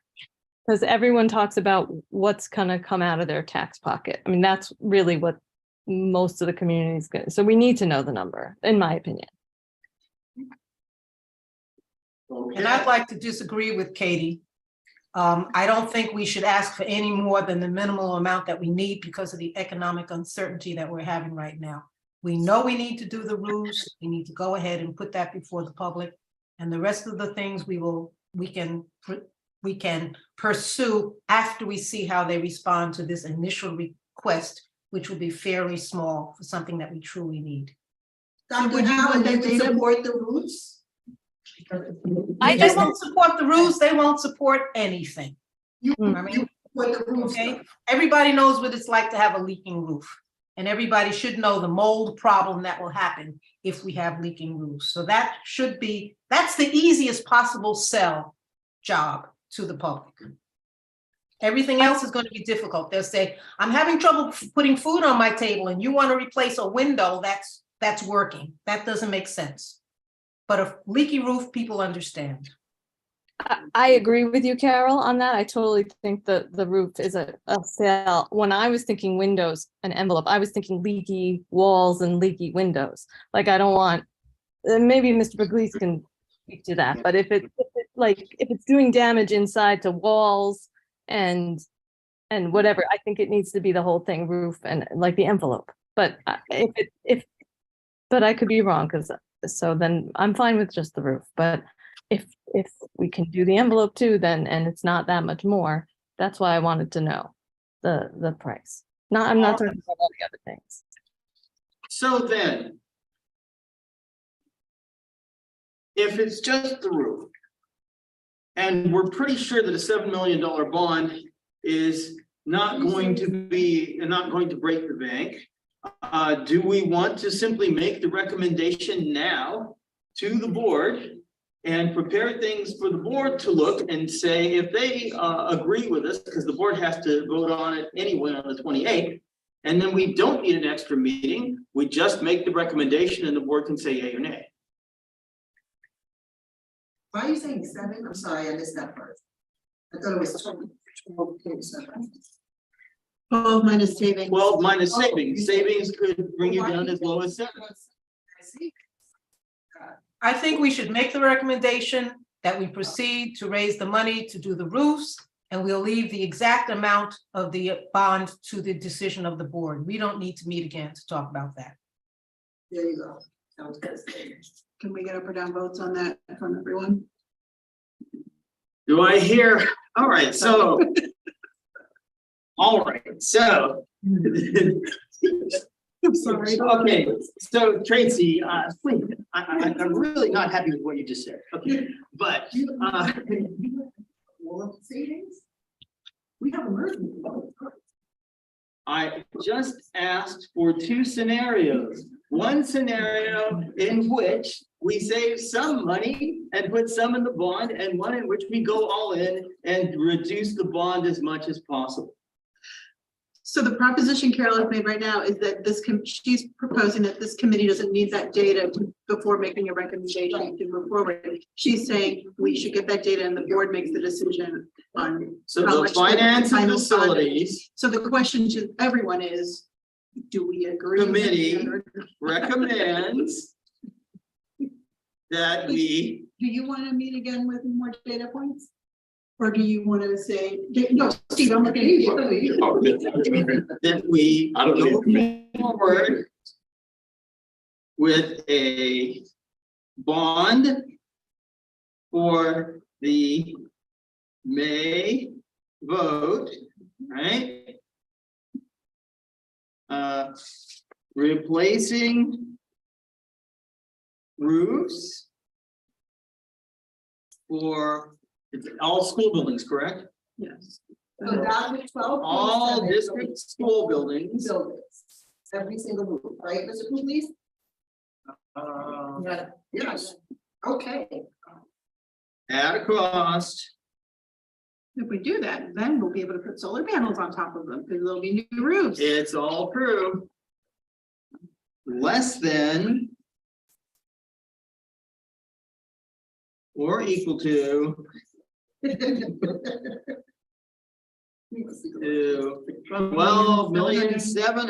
12,750,000. Now we go back to the budget, is it the inflation, amount, the 12 million. It has the 28%, right?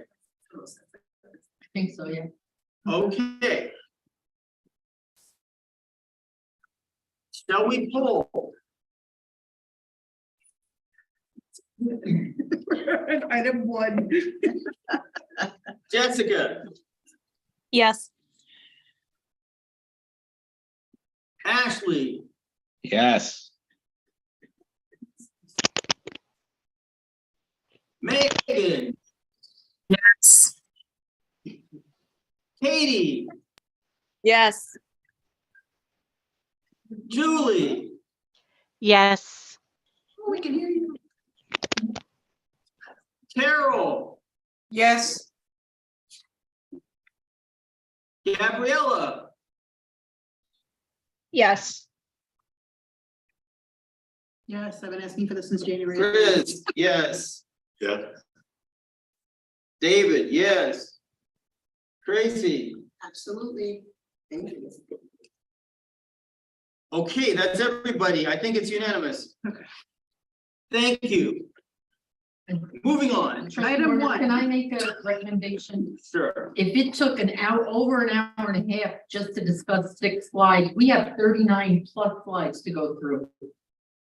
Can we just skip everything else and postpone it to the next meeting and go right to the budget? Yes. Yes. I like that Yes. recommendation. Yes, we can.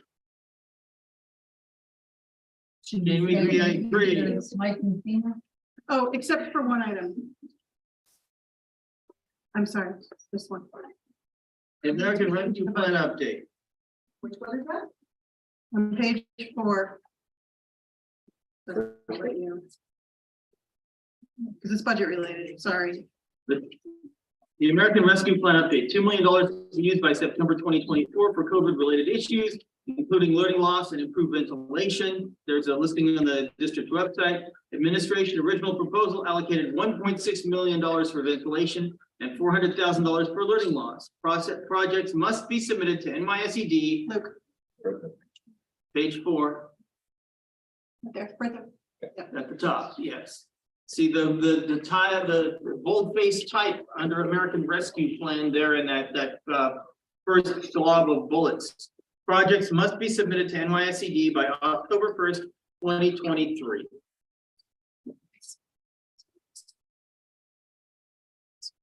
And the last night from the last meeting, I understood from BBS, I don't know if I didn't write down who said it, but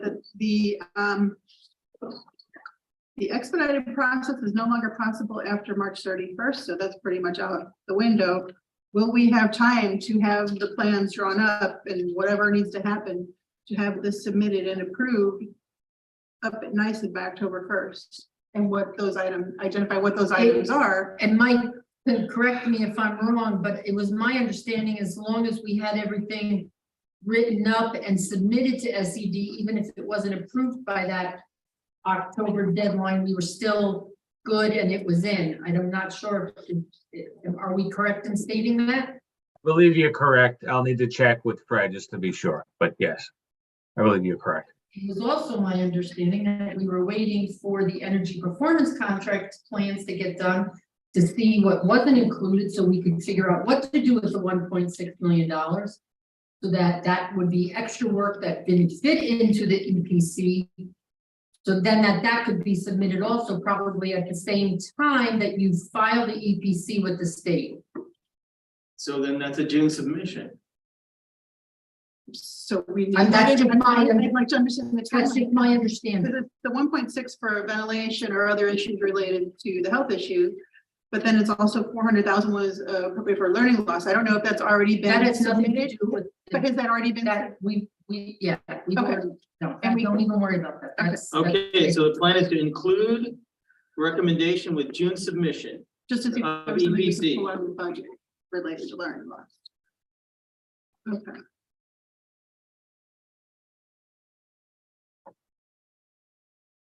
Great. And they agree with that time frame? Are you good, Mr. Messina?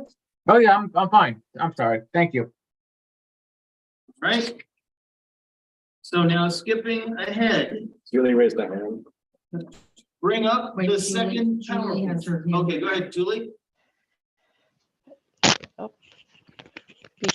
Before, I have one question also for Mr. Messina regarding the Bailey Auditorium. Do we have an update on the seating samples that were supposed to be coming in? The seating samples that are there currently is the chair. It just doesn't have the same fabric, but we ordered larger swatches of fabric which are on site. You can see that. The Oh, manufacturer. it is already there. Yeah. The fabric swatch is there. It's just not on the chair. We couldn't get another chair made up in time. Okay. But the sample is the sample. It's just the colors are going to be different. That's all. And are you waiting for anything from us, or what is the current I met with status? the principal yesterday, actually, in Dennis, and we picked the carpet color, we picked the paint color. All we just need is to finish up the paperwork with Lisa Raymond, and then we can submit to the state. All right, wonderful. Thank you. Okay. Please bring up the second PowerPoint presentation. Okay, Mike, I don't think Mike has to stay. Or you want Mike to stay? Mr. Messina, you can go home if you want. Thank you. Have a good night, everybody. Go home if you want. Thank you. I'm sorry, we'll get back to you next month. Sounds good. Good night. Good night. Sorry, what's it called? Budget presentation.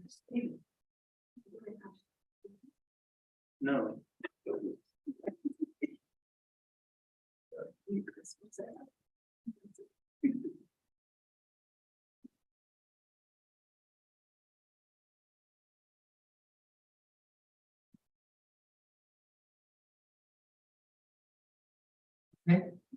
Okay. Okay, so this, we're going to do this in two parts. One is just a shorter presentation of what was done at the Board of Education meeting. And then as has happened in all prior years, we will go over the 39-page budget document, page by page, and and entertain any questions if anybody has any. So we're going to start this 2023-24 budget with the tax cap. How is the tax cap calculated? So a recap of the tax cap calculation shows that the calculation is based on the current year's tax levy, which is then multiplied by the tax base growth factor, which is the measure of construction and capital improvement growth in our district as determined by the New York State Department of Taxation and Finance. To this, you add back the payments in lieu of taxes, also known as pilots, which are received every year in this school district, because these are corporations that would be on the tax roll paying taxes, but instead they received an incentive from the IDA. And so we subtract those out, and then we are going to add back the capital levy exclusions, which are commitments the district is obligated to pay. Our capital tax levy exclusions are those portion of the capital levy for Southern Westchester BOCES that is allocated to Greenburgh. Then to this total is then multiplied by the lesser of the current consumer price index, or CPI, or 2%, whichever is lesser. In this calculation, the CPS is capped at 2%, since CPI at the time of this calculation was approximately 7%. To this total, we subtract the pilot payments we expect to receive in lieu of taxes, because those properties would have been taxed had they been on our tax rolls. And then we add back the capital levy exclusions. Once again, these are the BOCES costs that Greenburgh is responsible for back to this, because it is an obligation of the district that we, whether the budget passed or not, we are obligated to pay. If the district chose to levy an amount in any previous year, such as 22-23, that did not meet the maximum simple majority, we can add 1.5% of the difference to the next year's tax levy. So since we didn't max out the simple majority, we can add $983,433 back to this tax levy. So for a simple majority, which is 50% plus one vote, we could do a tax levy of $67,221,406, which would be a 6.08% increase from this school year. Now, what are the new positions that are proposed in this budget? The budget that was proposed on Tuesday to the Board of Education included 3 special education teachers, which was deemed necessary by the Director of Pupil Personnel Services based on IEPs and CSE meetings for students, a Director of Diversity, Equity, and Inclusion, a Dean of Students, a College and Career Readiness teacher, a science coach, a stipend for a security coordinator of all of our security staff through all of our buildings, and putting the ECP teachers on the same step schedule as the elementary staff. Can you stop just for a Yes, second? sure. So let me ask you, if you have 3 additional special education teachers, is that 3 additional classrooms?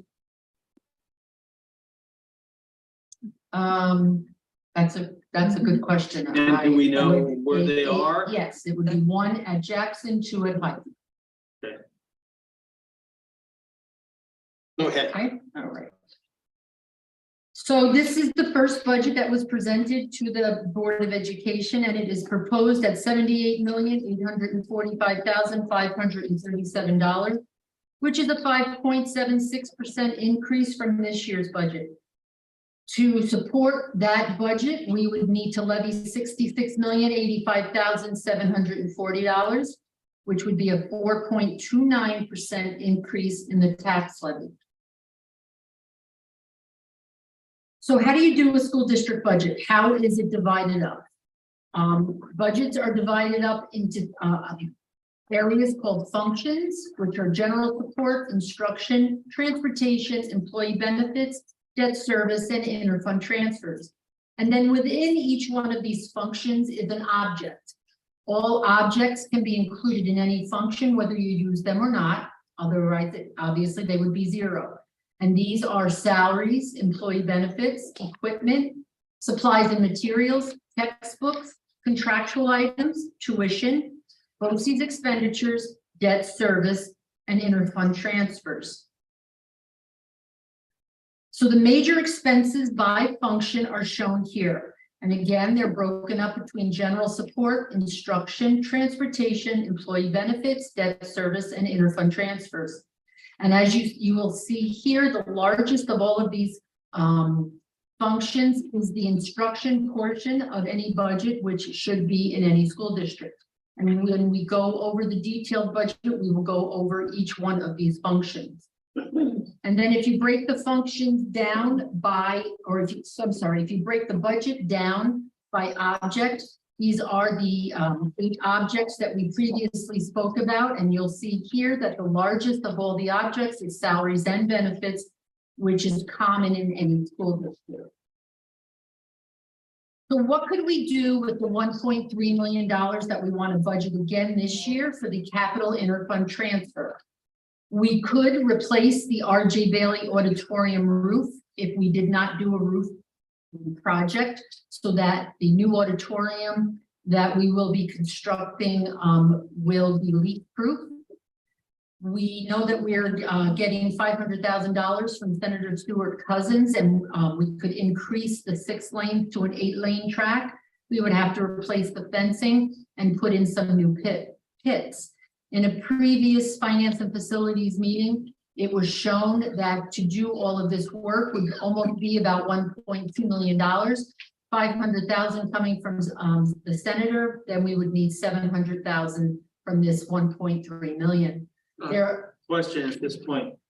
We were actually talking to Mary Jane Chimsky about possibly including another budget request in this year's state budget. Do we have any further information on that? No, she had just contacted us to get some recommendations or ideas of what we would use it for. but they're still in the process of passing the state budget, so we don't know where that is at this point. But I do have a meeting with Shipsky tomorrow. Okay, Excellent. So, you can find out I what can she's find putting out. in the request for. right. Okay, great. Sorry, and since we're interrupting, the Bailey Auditorium roof, that's an auditorium, so just to. Just the it's a partial auditorium. Replacement of the. Just the auditorium. Gotcha. Which is $450,000 estimated by the architect. Bathroom renovations. There are several bathrooms that need renovations. Specifically here, we were thinking about the bathrooms at the Woodlands Middle High School down by the large gym. And we were thinking about the first floor bathrooms at RJ Bailey. I'm sorry, access control on doors? Access control on doors, that is, we have been doing that security audit, and that would be, people would not be able to get past the security booth as it currently is, and or would not be able to get past the vestibule.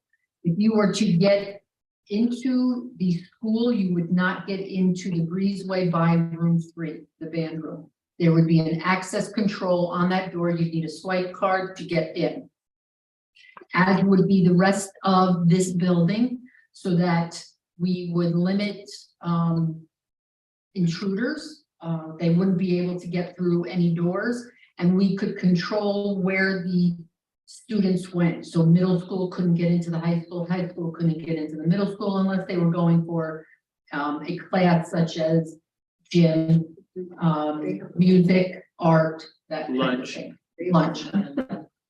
Yeah.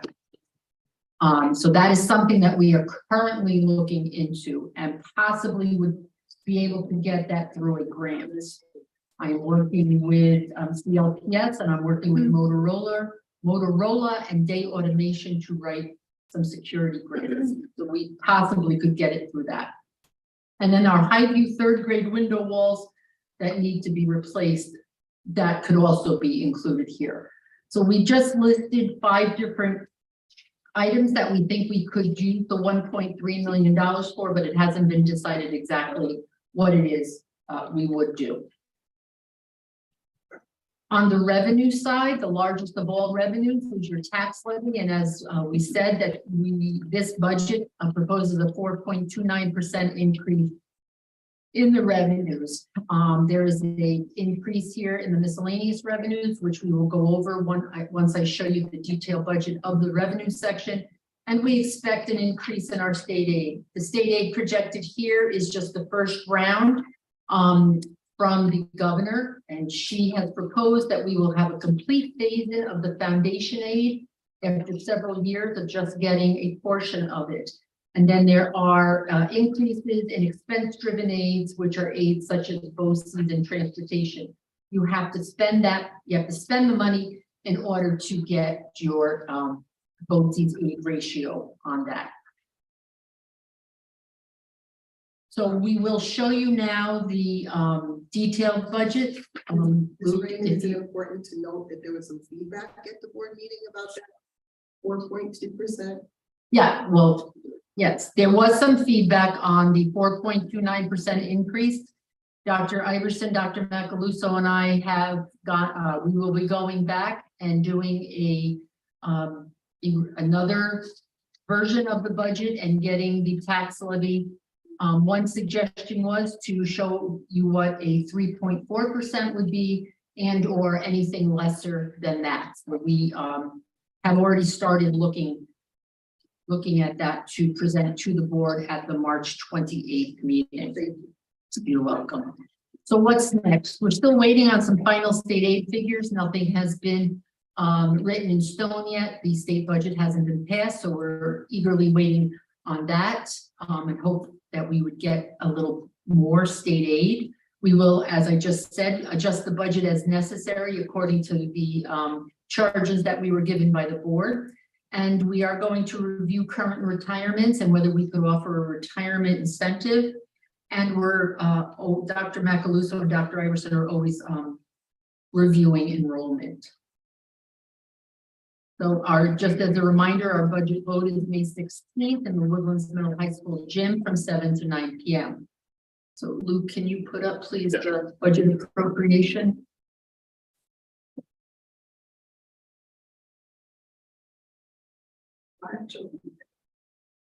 Next one. I don't know, I think that is. Just look at the footer and see what the date is. That's the one I had. Yeah, yeah, okay, thank you. Pretty sure. Will I be able to advance it with this? Or- I think so, yeah. Are there any questions at this point? Yeah, maybe. Yeah, does anybody have any questions? We're about to go line by line budget. Do people have questions on anything we've just seen in the presentation? Gabriella? Sorry, just a quick question before you start. And apologies if it was mentioned. What is the breakdown, or what is the 983,000 that's being carried over from last year's budget represent? That represents 1.5% of the tax levy that was not used to get to the simple majority. Got it. Okay, thank you. By that amount last year. You're welcome. Can you shrink that? Those Yeah, guys? okay. Thank you. Okay, so each category, as I previously stated, contains an object code. And those object codes are salaries, equipment, contractual, supplies and materials, tuition, textbooks, BOCES, employee benefits, and transfers, interfund transfers.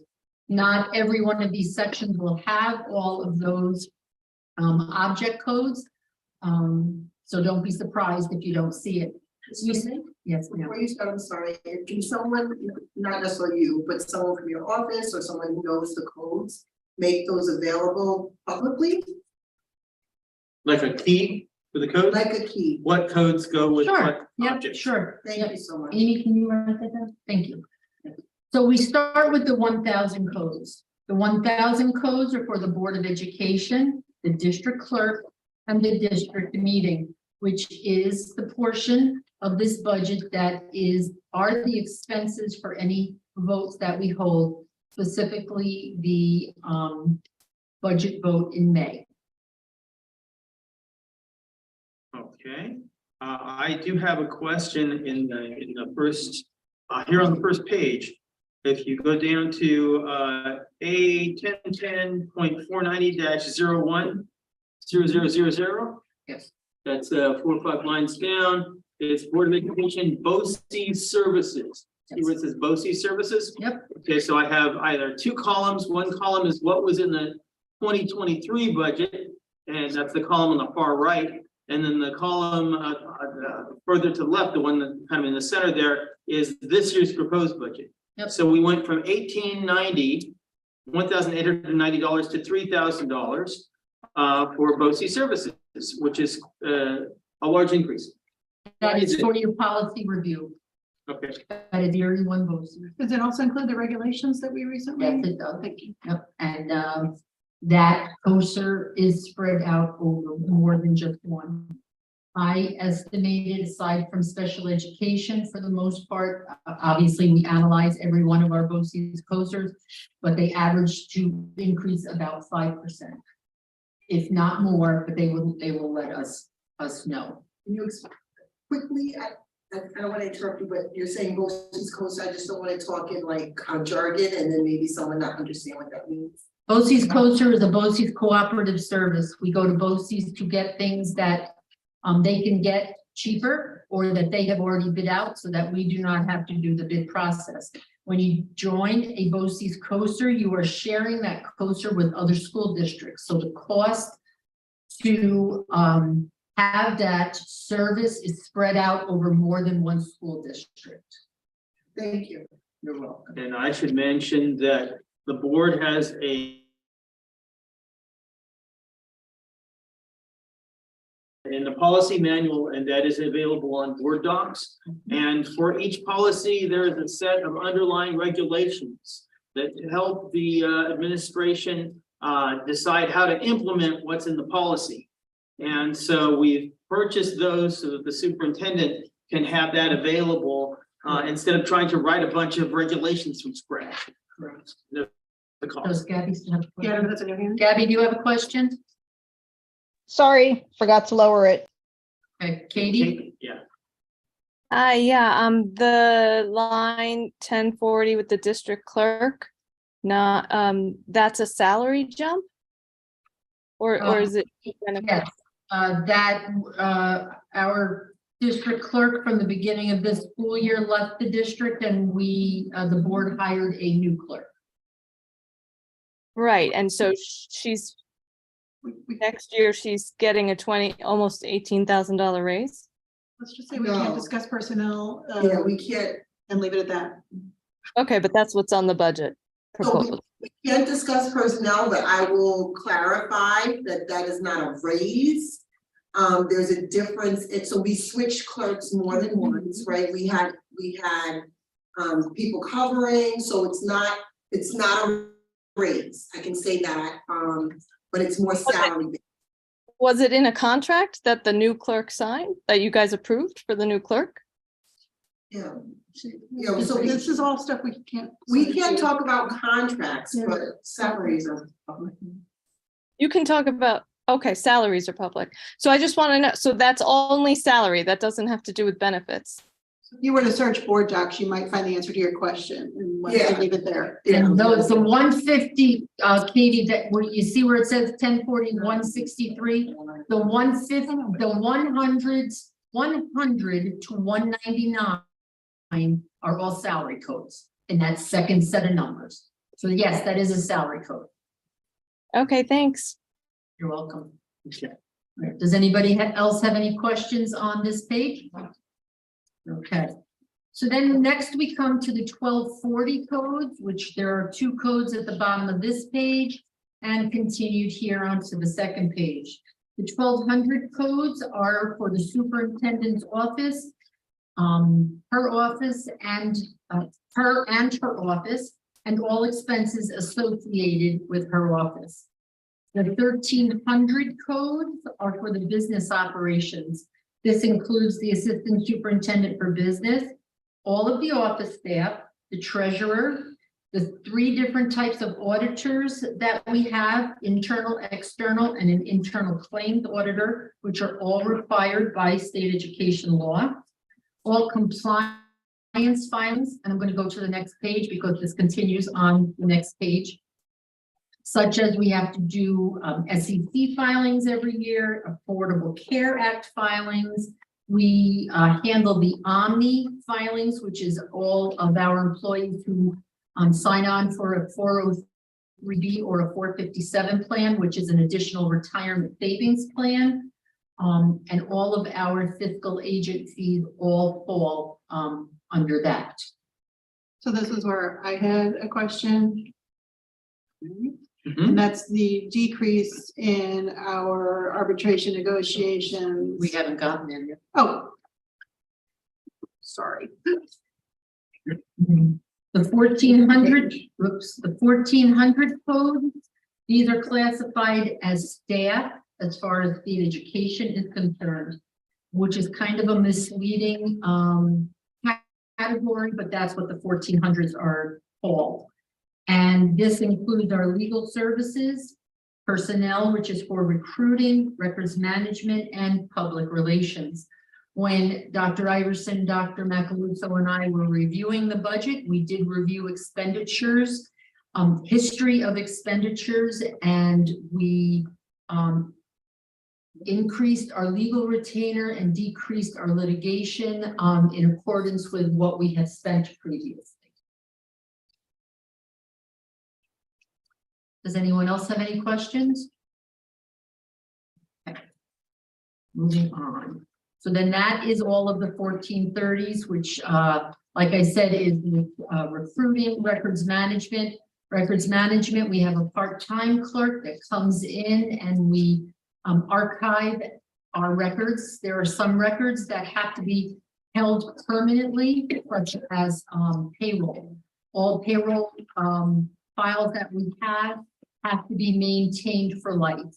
And this is a clerk that does all of that, that work with us here and does it with a BOCES coaster. There is a BOCES coaster through Orange Ulster BOCES that does all of the archiving.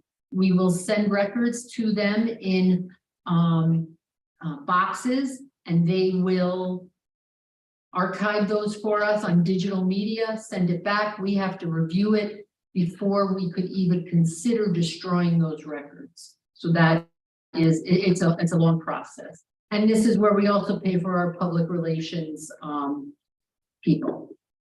The 1600 codes are for all of our buildings and ground services. This is where the director of facilities, his office, cleaners, custodians, and ground staff are all budgeted here. This also includes all of those object codes, but to narrow them down a little deeper, this is where we budget for our gas and our electric. Included here is the rise in prices that we have experienced over this year. And Mr. Pugliese and I have made estimates based on our usage. Between this and the fuel and oil, both of those have increased. And once we have our EPC project and complete it, it will help us control these costs. All right, so this is the point at which I guess I had one of my questions. I guess that would be on page 6. If we've gotten there yet. This Page is 5. Yeah, we're on page 16, 6. 1620 codes, right? Yes.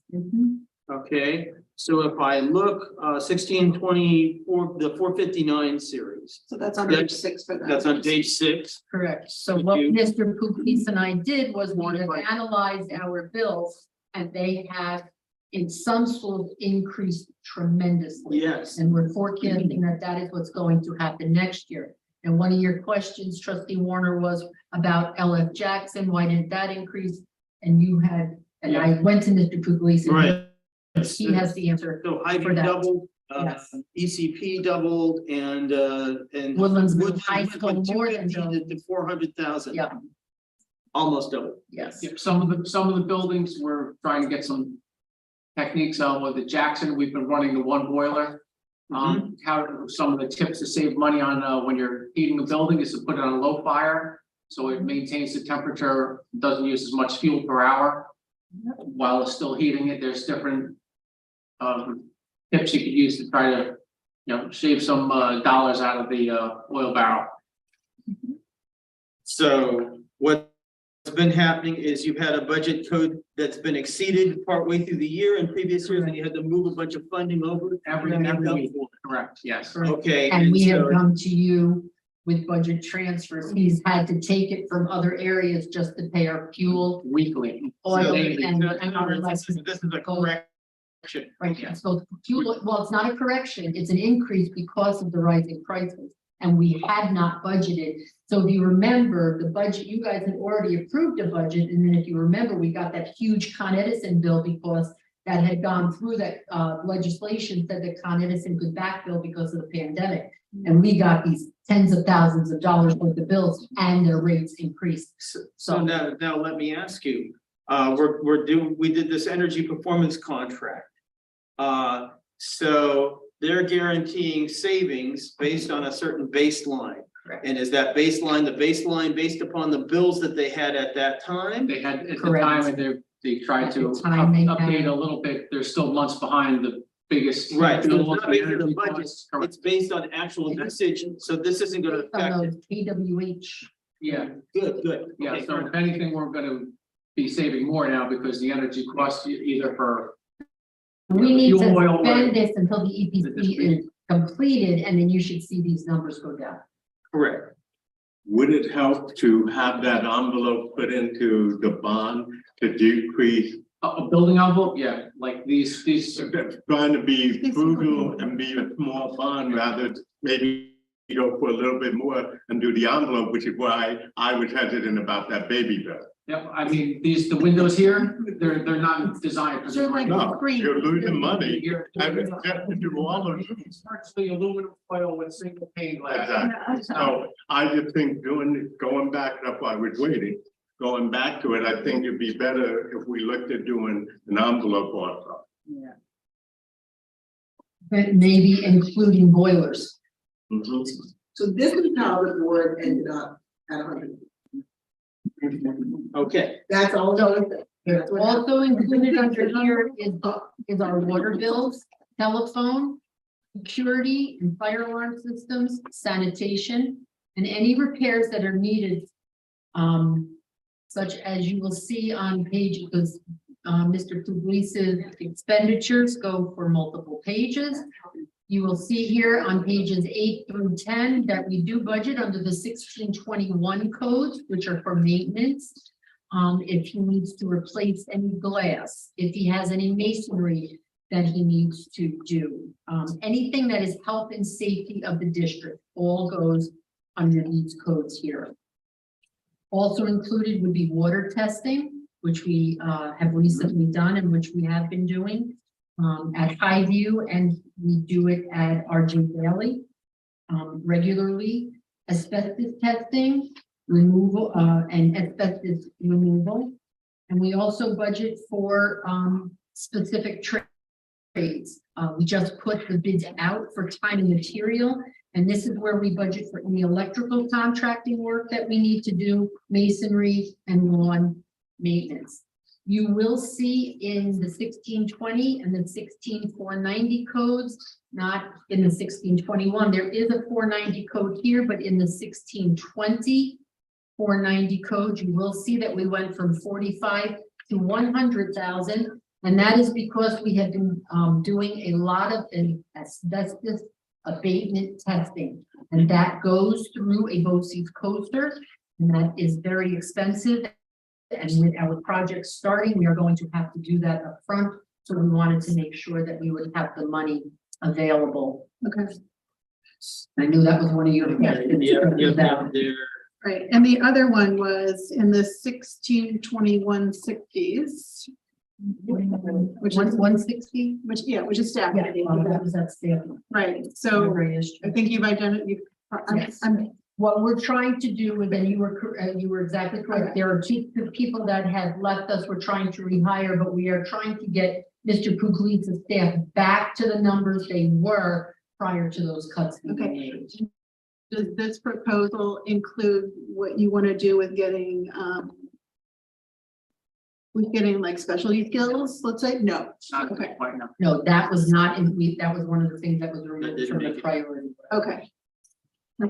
Though if we could hire somebody for one of these positions that had a specialty, that would be bad. We have to figure out how much offset you get for not having to do so much contract.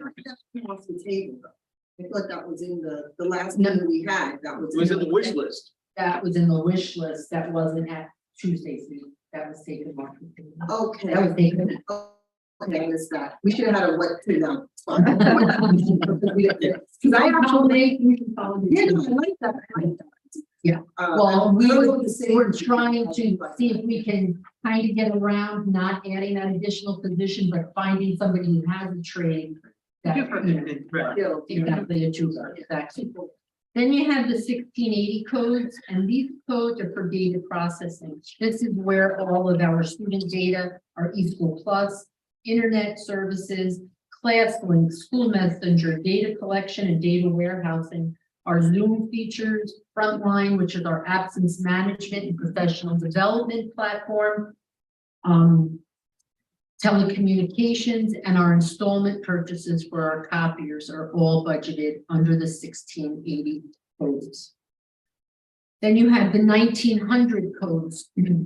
This includes insurance, all insurance except for those that are under employee benefits, such as health insurance, unemployment insurance, workers' compensation, dental, and disability insurance. You'll see that later. So, any school dues are paid through here, and that would be, for example, to Westchester School Boards Association, New York State School Boards Association, the associations that Dr. Iverson belongs to, that all will go here. Any judgments and claims that may come against the district, assessments and refunds of property taxes. The refunds of property taxes here are basically for property taxes on homeowners.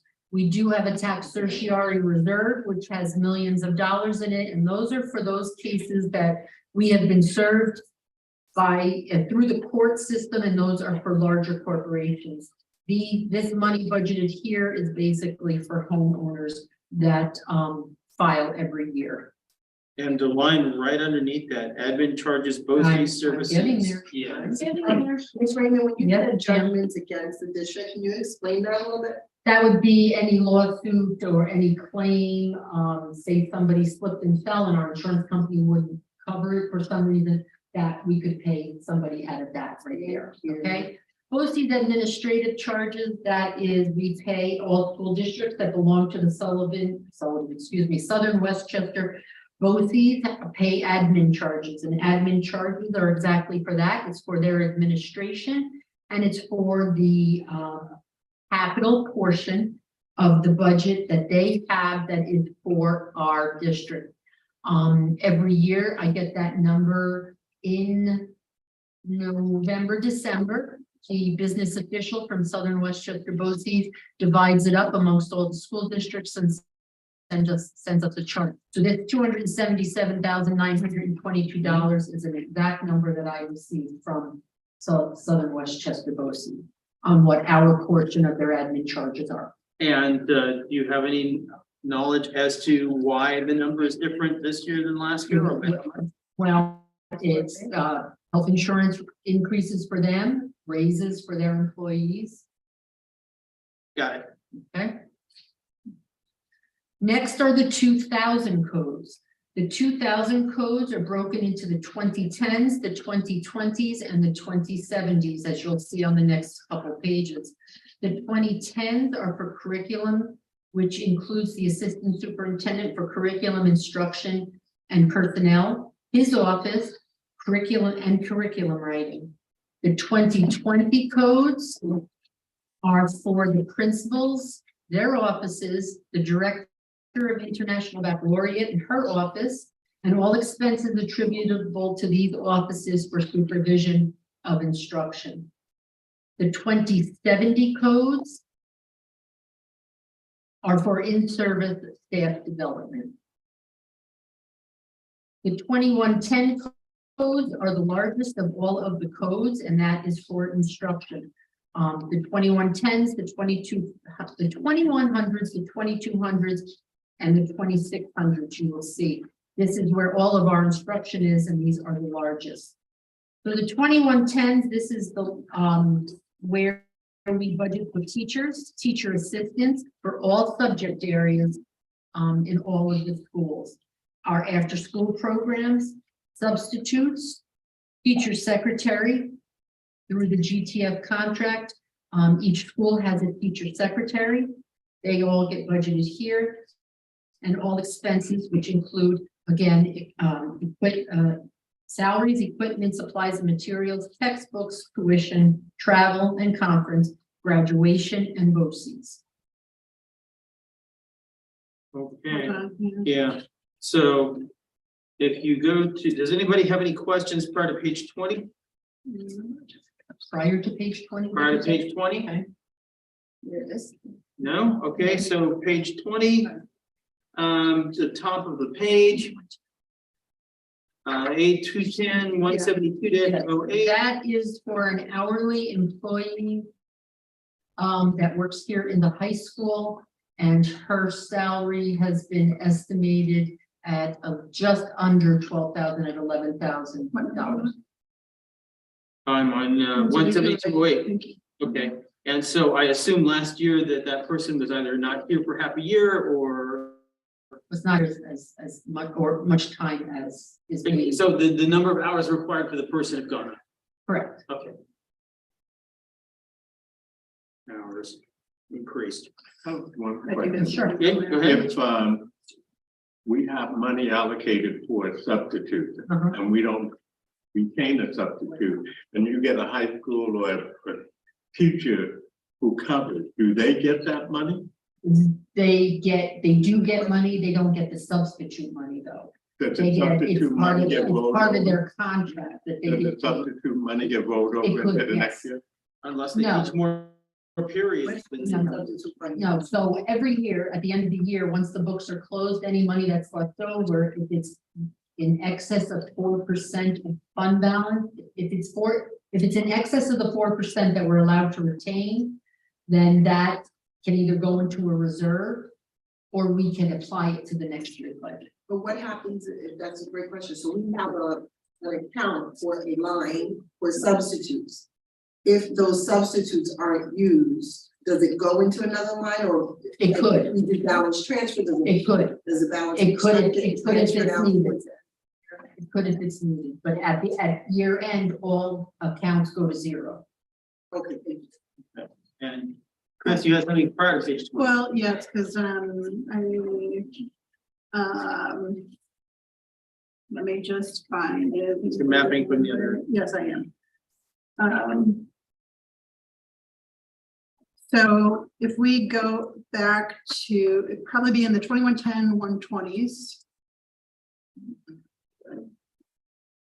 And to keep everything generic, let's just say 2110 120s and not be super specific. I'm just seeing, I thought, how do I'm at the wrong place. Sorry. I think you're talking 2110 about your 123s. No, I went 2110 123s. Okay.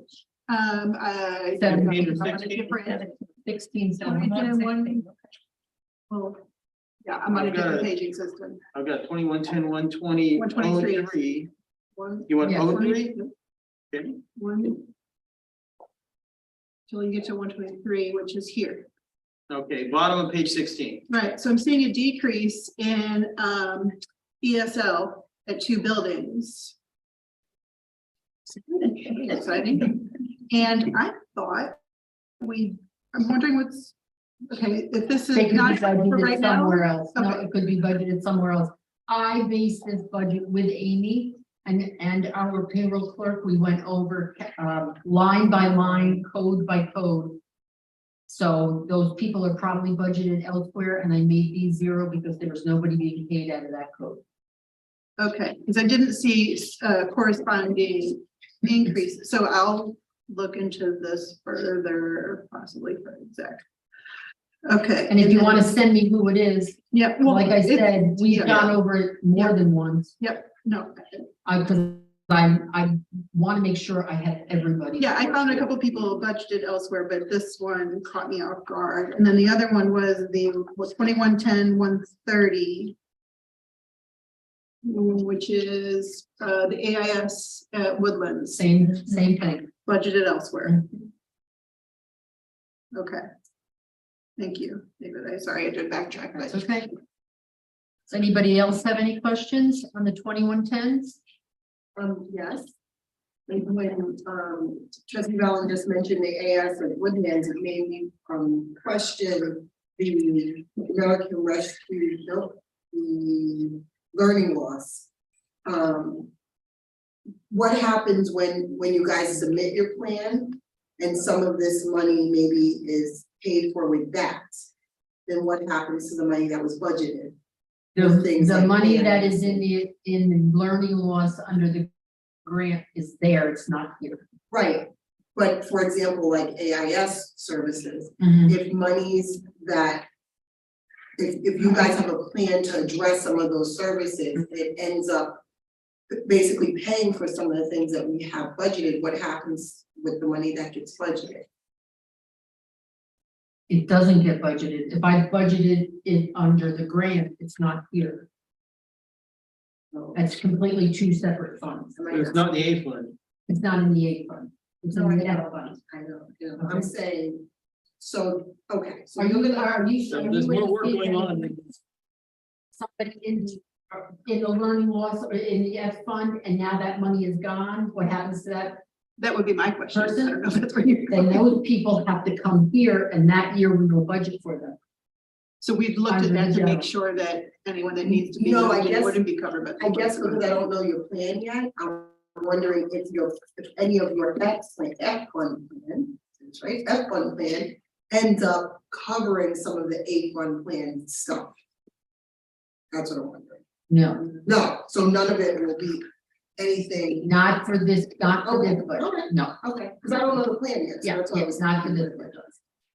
Because that's partly my question from the other day about some of the special ed programs. Well, that's what made me think of the Right. AIS stuff, made me wonder that if any of your plan is gonna end up kind of crossing over and covering some of the A. But maybe not. I will try to find specific examples for the 28th. Okay. What we can talk Sure. more specifically. Okay. I don't know that answers. No, it will. So I have a question on page 21. Does anyone have anything else prior to page 21? A 210, 22110, 400-04. 2110 and A 2110, 400-06. And those are both arts, music, and ALP contractual. One is for Highview and one is for RJ Bailey. The one for Highview, the 2023 budget was at 25,000, and the 2024 budget is down to 15,000. So you lost 10K there. And then the other one, I think you only lost 5K, but it was 25,000 in 2023 for RJ Bailey, and it went down to 20,000. So that's an actual decline, which is the opposite of what happens when there's inflation. So what's happening here? Again, Dr. Iverson, Dr. Macaluso and I analyzed multiple years of expenditures in these codes, and Not expended. it was not expended, so we decreased Yeah. those codes to try to stay within the cap. Just okay. I know about that. Okay, so I'm good there. Sorry. Sorry, I lied. 2110, 167, the new names, that's gone down. Is that because we've had a shortage of new names? Yes, Okay. yes. And we a tremendous turnover of new names, so we're hiring new names in at step one, and ones that were much higher step have left. Okay. So Jessica Muldoon, you have your hand up. Yeah, sorry for coming in a little late on that. I know staffing, especially for the new aides, is probably very difficult, but thinking about the safety meeting last night and you may come to it later, like, is there training for those staff who are coming in, if they're coming in new? Because we know incidents are happening, they happen when the kids are out of the classroom. So how do we ensure the staff who are with those kids during that time are supervised? How do we ensure admin are making sure that they're present during those times? So kind of building in those systems and structures. So not necessarily adding cost, but adding knowledge, because we have new people, it's going to save us a little money, but we have incidents happening, like it happens at lunchtime, it happens at recess when we don't have sufficient staff. So just kind of wondering, is there a thought on training for all these new people? I know that has been spoken about. We did have negotiations with that union, and we did settle. And one of the things that we did, it's not so much training as much as we have made sure that they have identifying shirts and outerwear. So when they're outside, the children can easily pick them out. And we have been speaking with our SSOs in each building to come up with training, even though it's for our security, to also include them in some of this training so that they have what is needed, because a lot of times they may be the first ones on site or with the students. So it's not a perfect thing right now, but we are working on it and getting them. And we make sure, I have made sure that when Dr. Iverson has her professional development days, we do something specifically for them and pull them out separately, or include them possibly with the security to get them the training that they need and not fall by the wayside. Yeah. Thank you. You're welcome. Are you doing makeup training? If somebody comes in the middle of the year and they've missed some really It might be like a fast refresher kind of course. It won't be a full blown, because we don't have the staff and or the availability of anybody who is doing the training at that time to be here to do it, because it might not be our staff. It might be somebody from BOCES or CLPS like that. So I would rely on the SSOs of each building to give them a fast training. Okay. Thank you. You're welcome. All right, Okay. so we're up to page 22. We're still in the 2110s. I have something on page 26, but we're not there. Okay. Nope, we go to 26. So those are the 2110s. If we get to page 26, we are now in the 2250s or the 2200s. 2200 codes include special ed and occupational education. Special ed also includes teachers, teacher assistants, one-on-one teacher aides, which are one-on-one, one student to one teacher that is required by their IEP. Psychologists are included in here. All the normal expenses as defined earlier, plus here's where we budget for CSE meetings, for testing, for hearing officers, if any CSE meeting turns into a meeting where they need a hearing officer. And we budget here for outside tuition. Tuition is the 470 code. And these are for Greenburgh students who are put in out of district placement depending on their needs. And then we also have here budgeted under the 490. Here's a 495 code is for BOCES admin services. Some of our students do attend BOCES to get services. And then occupational education, that is all through a BOCES, and this is the career in tech where students go to learn a trade. We send them half a day to BOCES and they may get culinary or auto mechanics, health and human to services, want to be a beautician, an LPN, something like that. They can go there and get that training. So there's two different payments made to BOCES. Yeah. So we get a bill from BOCES that is I'd say it's between 10 and 20 pages long, and it lists all of the codes that we belong to, and they divide it by 10 months. And every month we pay, but we pay one check, but it's detailed. Okay, so back on page 26, you have something prior to, I'm at 2250, 166. Okay. Prior to that? Yes, I am All so right, sorry. go ahead. You're at 166. I have two things prior to that.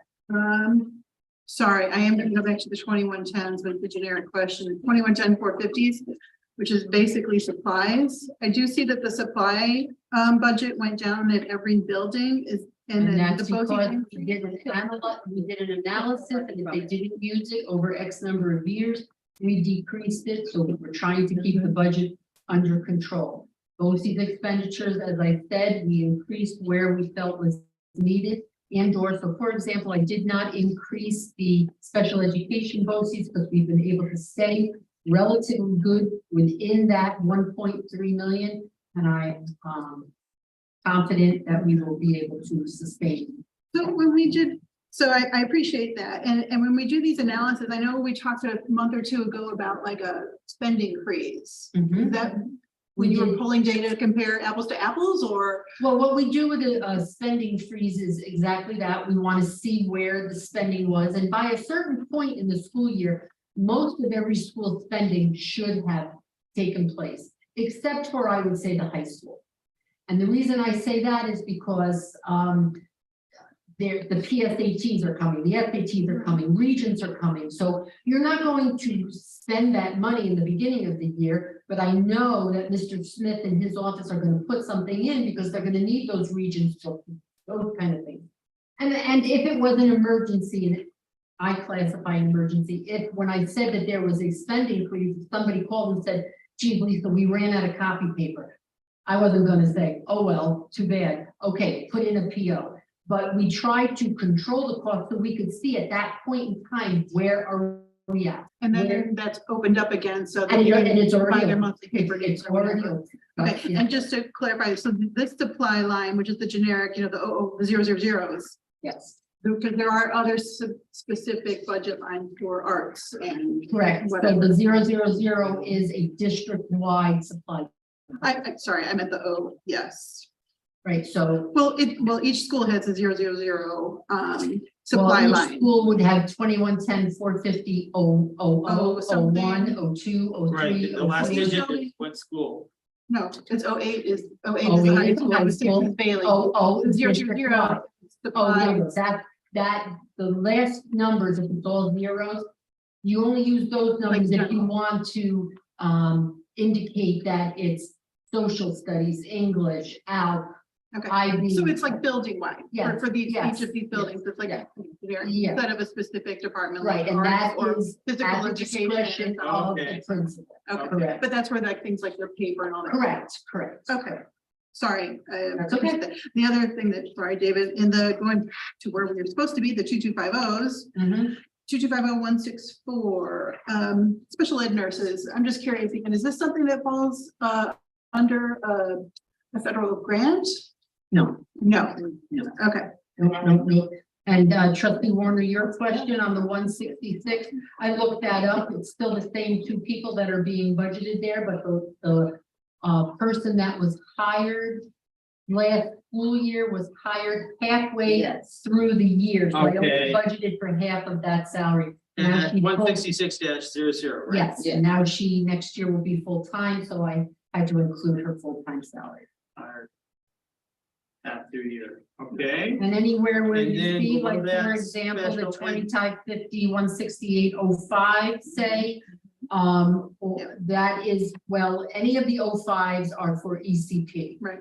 Okay, if a child's IEP states that they need a one-on-one aid, I have to get that, even if I haven't budgeted for it, I have to find the money. So this is a student this year that needed a one-on-one aid that will have it next year, but it wasn't budgeted.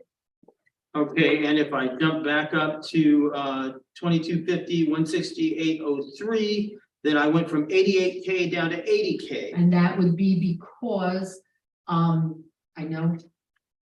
Let me see, let me consult my trustee Warner list. What you sent me. That would most likely be trustee Warner that people had left at a higher salary and we hired at a lesser salary. Okay, new hire, let's I do see a partial, I don't know what the terminology is, or a partial FTE there. I'm wondering if that. Yeah, and there, I see, and that will happen every year because there comes a point where Dr. Macaluso, Amy, and I will sit down and say, okay, here's the people you paid this year out of the federal grants. What are you doing next year? And it might be that I'm going to take Dr. Iverson, who I budgeted in a federal fund, but I'm going to put her into the general fund, and instead I'm going to take Mr. Morton and put him in a federal fund. It's all So depends unlike on the the funding. one-on-one nurses, the aides can be. They could be, yes. correct. Okay. so then 16806 and 16808.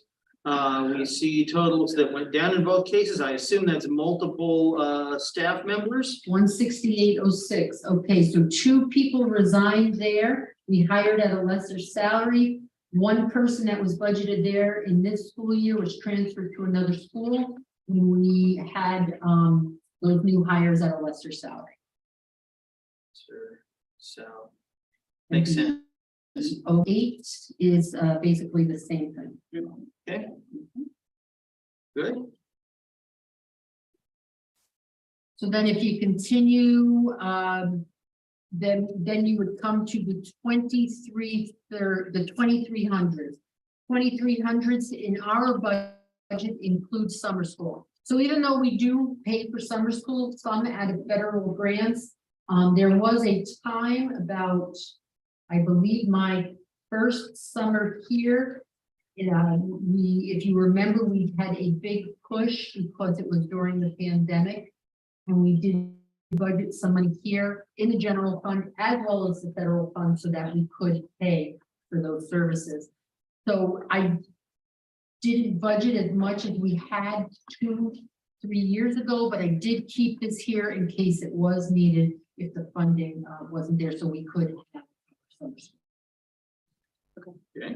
Hold on, sorry.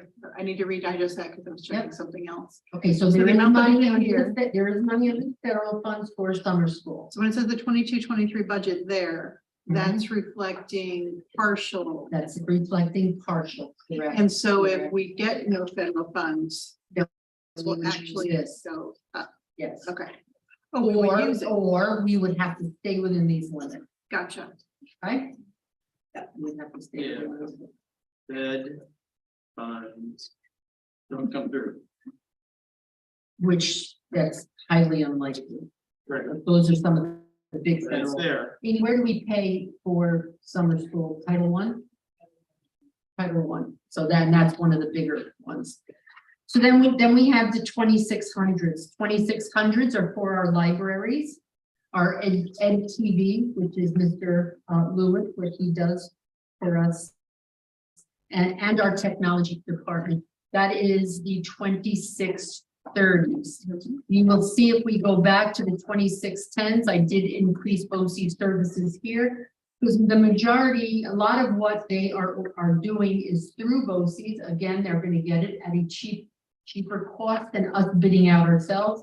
Because you have to remember, it is very expensive to bid. The advertising for bidding is very expensive. So if we can piggyback off of another municipality and or go through BOCES, we are saving money. Okay, and again, just looking at the expenditures and what they spent this year, they spent close to the 52,000. And I've spoken with each principal that they need to stay within those budgets. Okay. 2620s again are for the EdTV services that we have, and then we have the 2630s, which is for technology. And this is where our director of technology and all of his technology staff are budgeted for here. We do budget for hardware and software and any equipment. For example, our one-on-one Chromebooks would be all budgeted here. Okay, and you will see that we do have a large amount that goes out to BOCES here. And that again is because they have already done the vetting, they've done the bidding for us. And we are trying to keep up with a rotational cycle of our Chromebooks for our students. So this includes us doing, again, next year, being able to do replacement cycles for that. If there were an insurance policy to partially offset the replacement costs, would that, the Well, insurance this is policy not- would come under here? Would No. come under insurance. That would come under insurance. Got it. And what is budgeted here is not, it could be for replacement, but it could be on the rotational cycle. Okay, that's more of what I'm talking about. Okay. Yeah, I understand that. That's your quote. And this budgeted amount for 2630-200, no, yes, 2630-200, the Chromebooks. This, because I pulled, nothing's, well, I don't think anything's finalized yet, but this is a higher percentage of replacement devices that has been budgeted here, or is this number something that is still kind of in flux and may increase? Because I know we have. No, I don't think it will increase. Okay. I think we batch, we'll go to a technology committee, go look at a technology committee meeting. Right. It takes forever for the next batch to come through. Yes. Right. Right. So as for, and But for he also talked example, about buying more. we asked- Yeah, and then he makes that, he makes the batch bigger. we asked you guys in one of the last 2 or 3 board meetings to do a budget transfer. Yeah. And it was for a large order of Chromebooks. Yeah. But we were taking it out of the 200 codes and putting it into BOCES because we're getting more bang for our buck. Okay, so then, sorry, so then this is, so we could be getting some devices here under this budget line as well as through the BOCES budget line? Okay, excellent. Yep, correct. We, Okay. under the BOCES umbrella, do we have a say in the type of equipment? We can, yes, we don't just go to them and say, hey, I need a computer. The Mr. Leaf will go to them and say, I would like the X300, blah, blah, blah, blah, blah, and they will give us a price. If they have bid that out. Yeah. Okay, then the 2805s are for attendance. And we have an attendance officer here. And we budget money for any attendance residency investigations. Knock on wood, we haven't had to do one of those in the last couple years, so we did decrease that line item. I had one today. You're throwing my budget away. Then we have the 2810s, which is for our guidance office staff at the Woodlands Middle High School. And it's for their salaries and for their office. We do budget money for guidance counselors to work some summer hours to close the year and get the new year started. You got somebody raise their hand, yes. Oh, I'm sorry. Just. Thanks. That's Jessica Muldoon. Hi, thank you. So seeing the 2810-150-08 went up $90,000. Is that an additional staff person? That What'd you is say? Guidance, instructional salary. The Woodlands High School instructional salaries went up 90,000. I know that there is a new person in there. I'm not sure if it was an addition. This, what I have budgeted here is for four guidance counselors. Was there a mid-year replacement such that the last I year's believe total there- might I be believe less? there was a mid-year. So you're functioning for a while with Yeah. 3 and then you go to Okay. 4. It's like a big change. Yeah. Okay. Okay. And this is, I may have missed it earlier, is the proposed dean in here or earlier where the admin was discussed? Oh, that's a very good question. Thank you. The proposed dean of students and the director of DEI, that was all budgeted in the 2020 codes. 20. Okay. Thank you for bringing that to my attention, because a lot of times I look at this budget every day, you know, from November to now, that what I take for granted, you all don't know. So all of those positions that we said, the DEI, director of DEI, dean of students, in the 2110s, are Science the science coach, the college and career readiness, the ECP converting to that different step schedule. The 3 special ed teachers are all under the 2250. So thank you, Ms. Muldoon, for bringing that to our attention and so that I could remind you or let you all know where that is budgeted. And I guess because like I'm wondering about the dean position and the specific role of a dean. And again, in light of the safety conversation last night, thinking about where the needs of students are, and would the funding be better allocated to another guidance staff? We also know that guidance counselors can do things that a dean or any other pedagogue can't do. That you're talking about mandated services. We see there's an increased need for IEPs. Our teachers of special ed, there might be more mandated services. So I'm just wondering if that dean position is what we need, or is it that we need someone who can do more social emotional support and development of skills within students to regulate their emotions, and would it be better in the guidance? And just thinking of the flexibility of a guidance counselor in all the different mandates that they need to attend to, that a dean wouldn't be able to do. So the dean position is not going to be your typical definition of how deans are perceived. It's not a discipline position.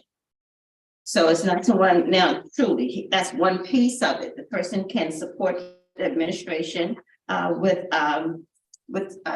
all of what you said, because the dean is now someone who is going to be that liaison in between person between the classroom and the administration. And the whole purpose is to do with students all that you said, so that we turn that behavior around, we turn that concern around, we turn that crisis around quickly. They have someone who's visible, who's built relationships with them, who's all around the building. He will be working with our restorative justice and our program that we're going to be bringing in. This person would be spearheading that, working very closely with Dr. Macaluso, but kind of leading the work on that around the various schools. He will be at the high school, or she, I want to say, but will support the district as well, where we need them at other buildings. So the role, and I'm going to sort of read a couple of things to you. It is to work with the restorative justice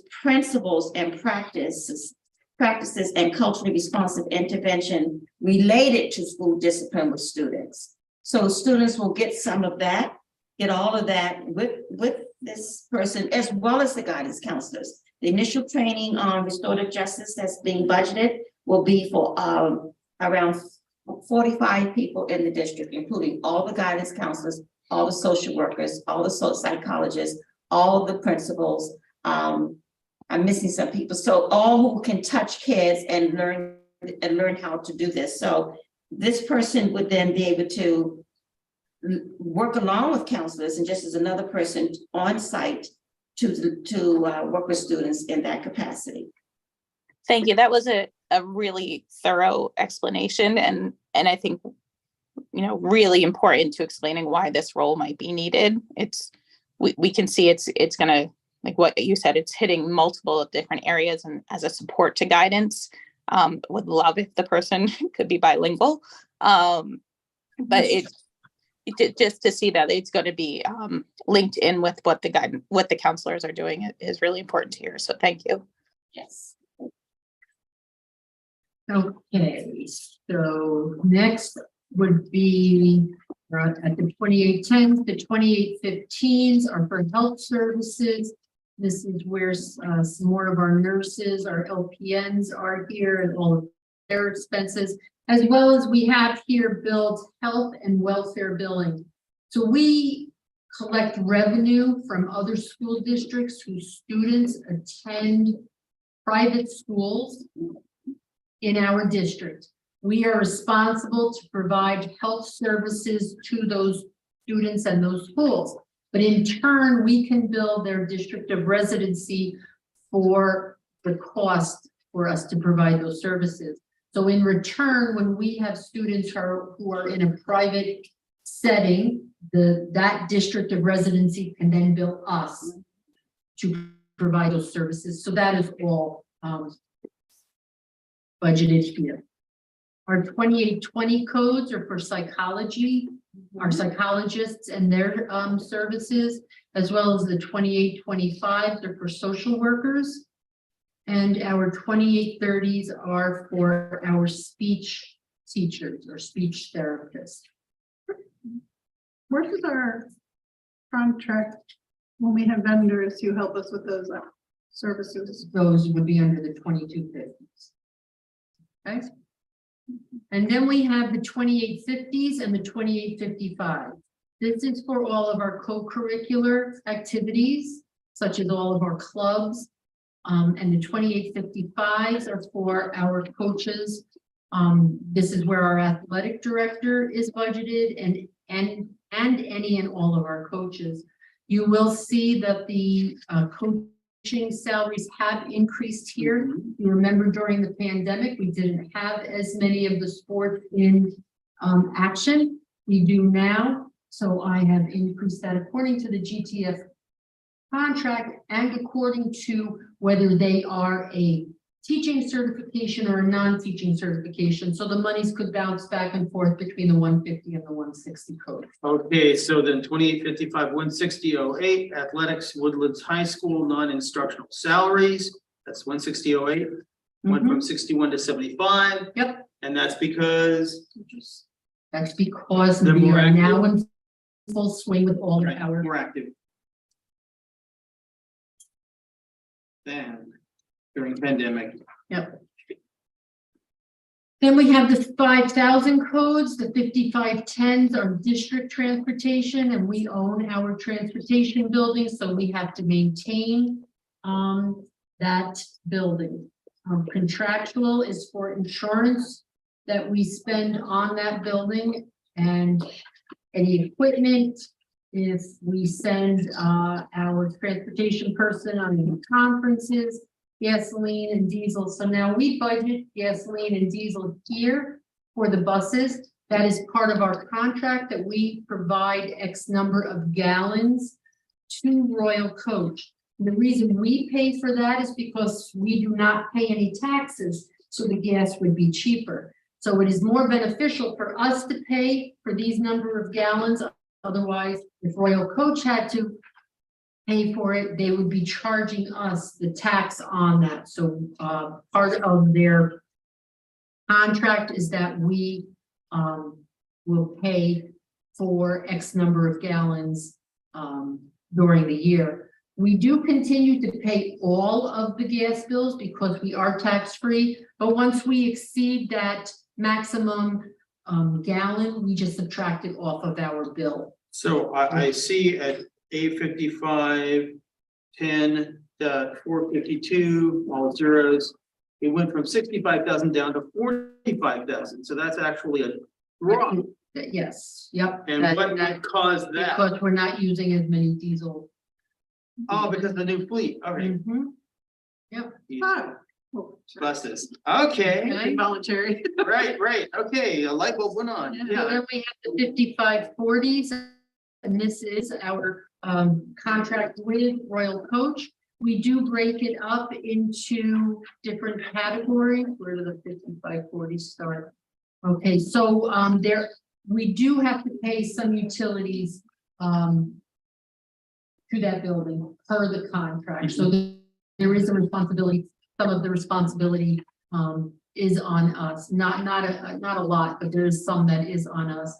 Then I budgeted for athletic trips, and now that more of the club or the sports teams are in action, we increase that there.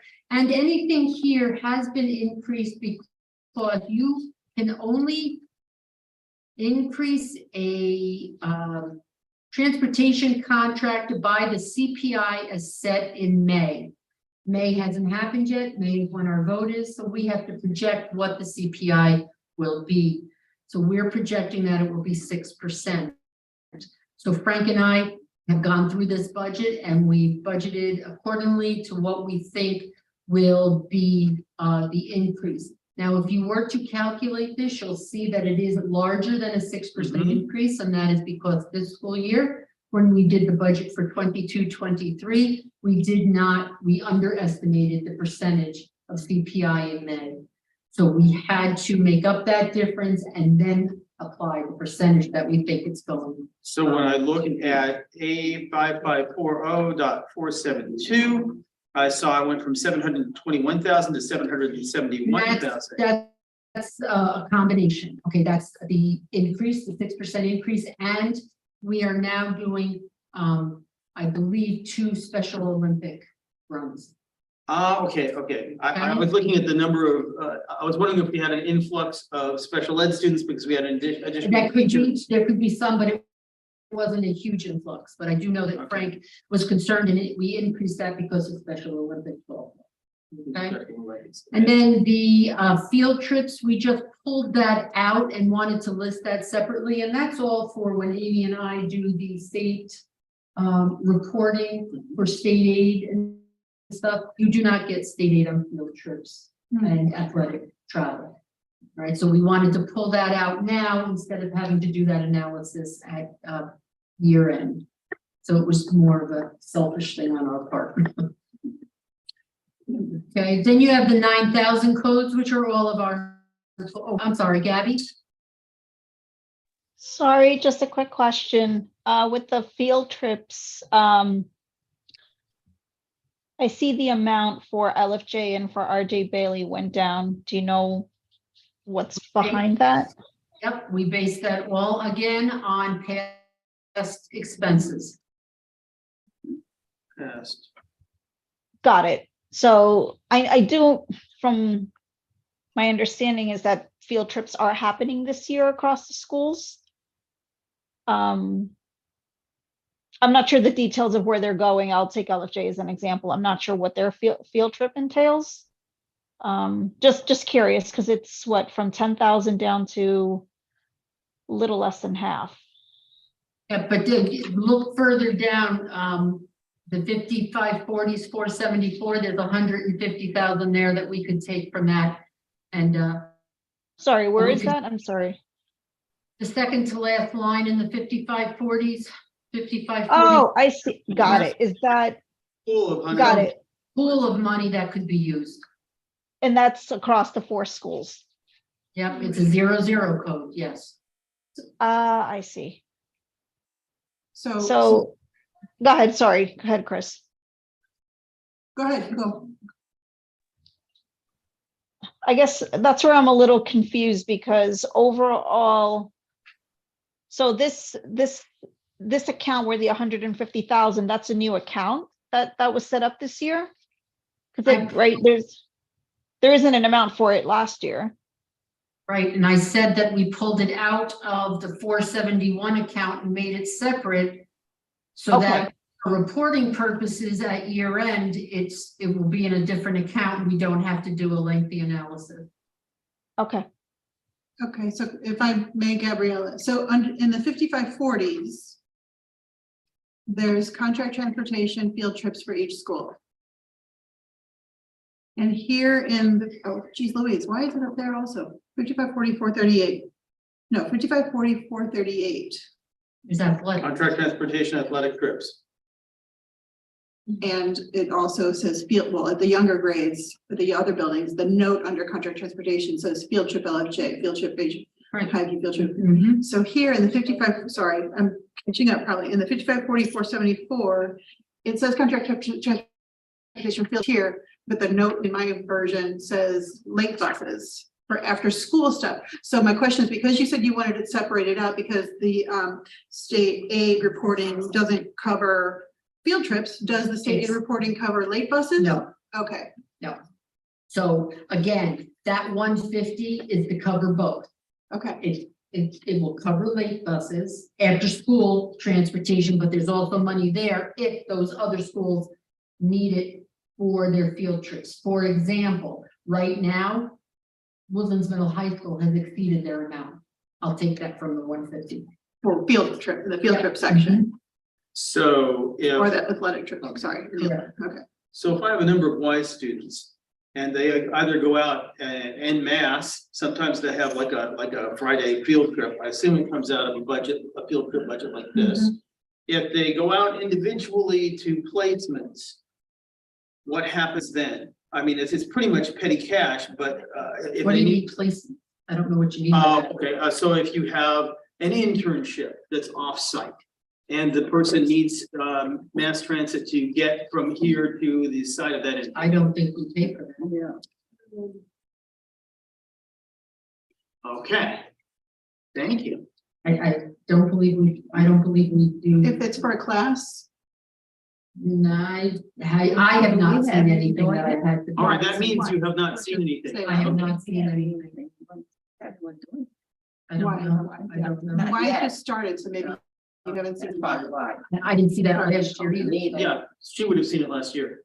So, I mean, I could ask Frank, but that's Last me. year we didn't have any internships or. No, I'm not- Well, usually I would think it's up to the student to, I don't think we do that kind of transport.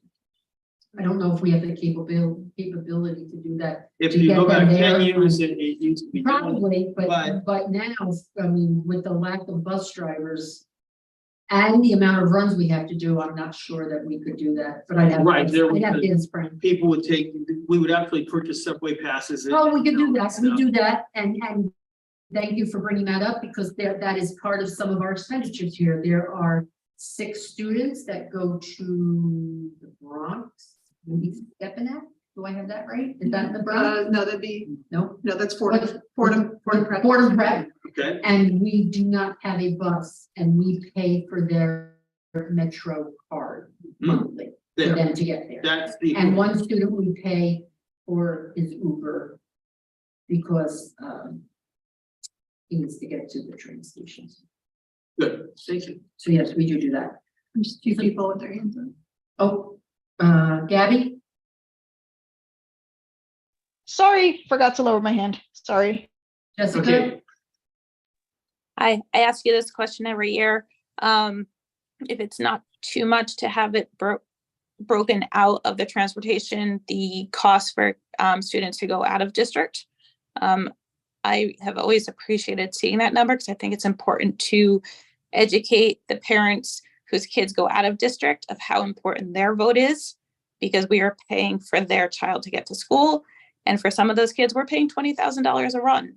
And if they're the only kid going, we're spending a lot of money to be paying for that. So if there's a way to pull that out and the number of runs or the number of kids, I like having that as a talking point. When I'm going to Probably give you a ballpark of what that is, because Frank does combine that with other trips. So if we're transporting special ed students, he might have kids piggyback off of that bus because it's close to whatever school they're going to. Each private school does not get their own bus. they are piggybacking off of somebody else, so it's already a cost of another run that we would have to spend anyway.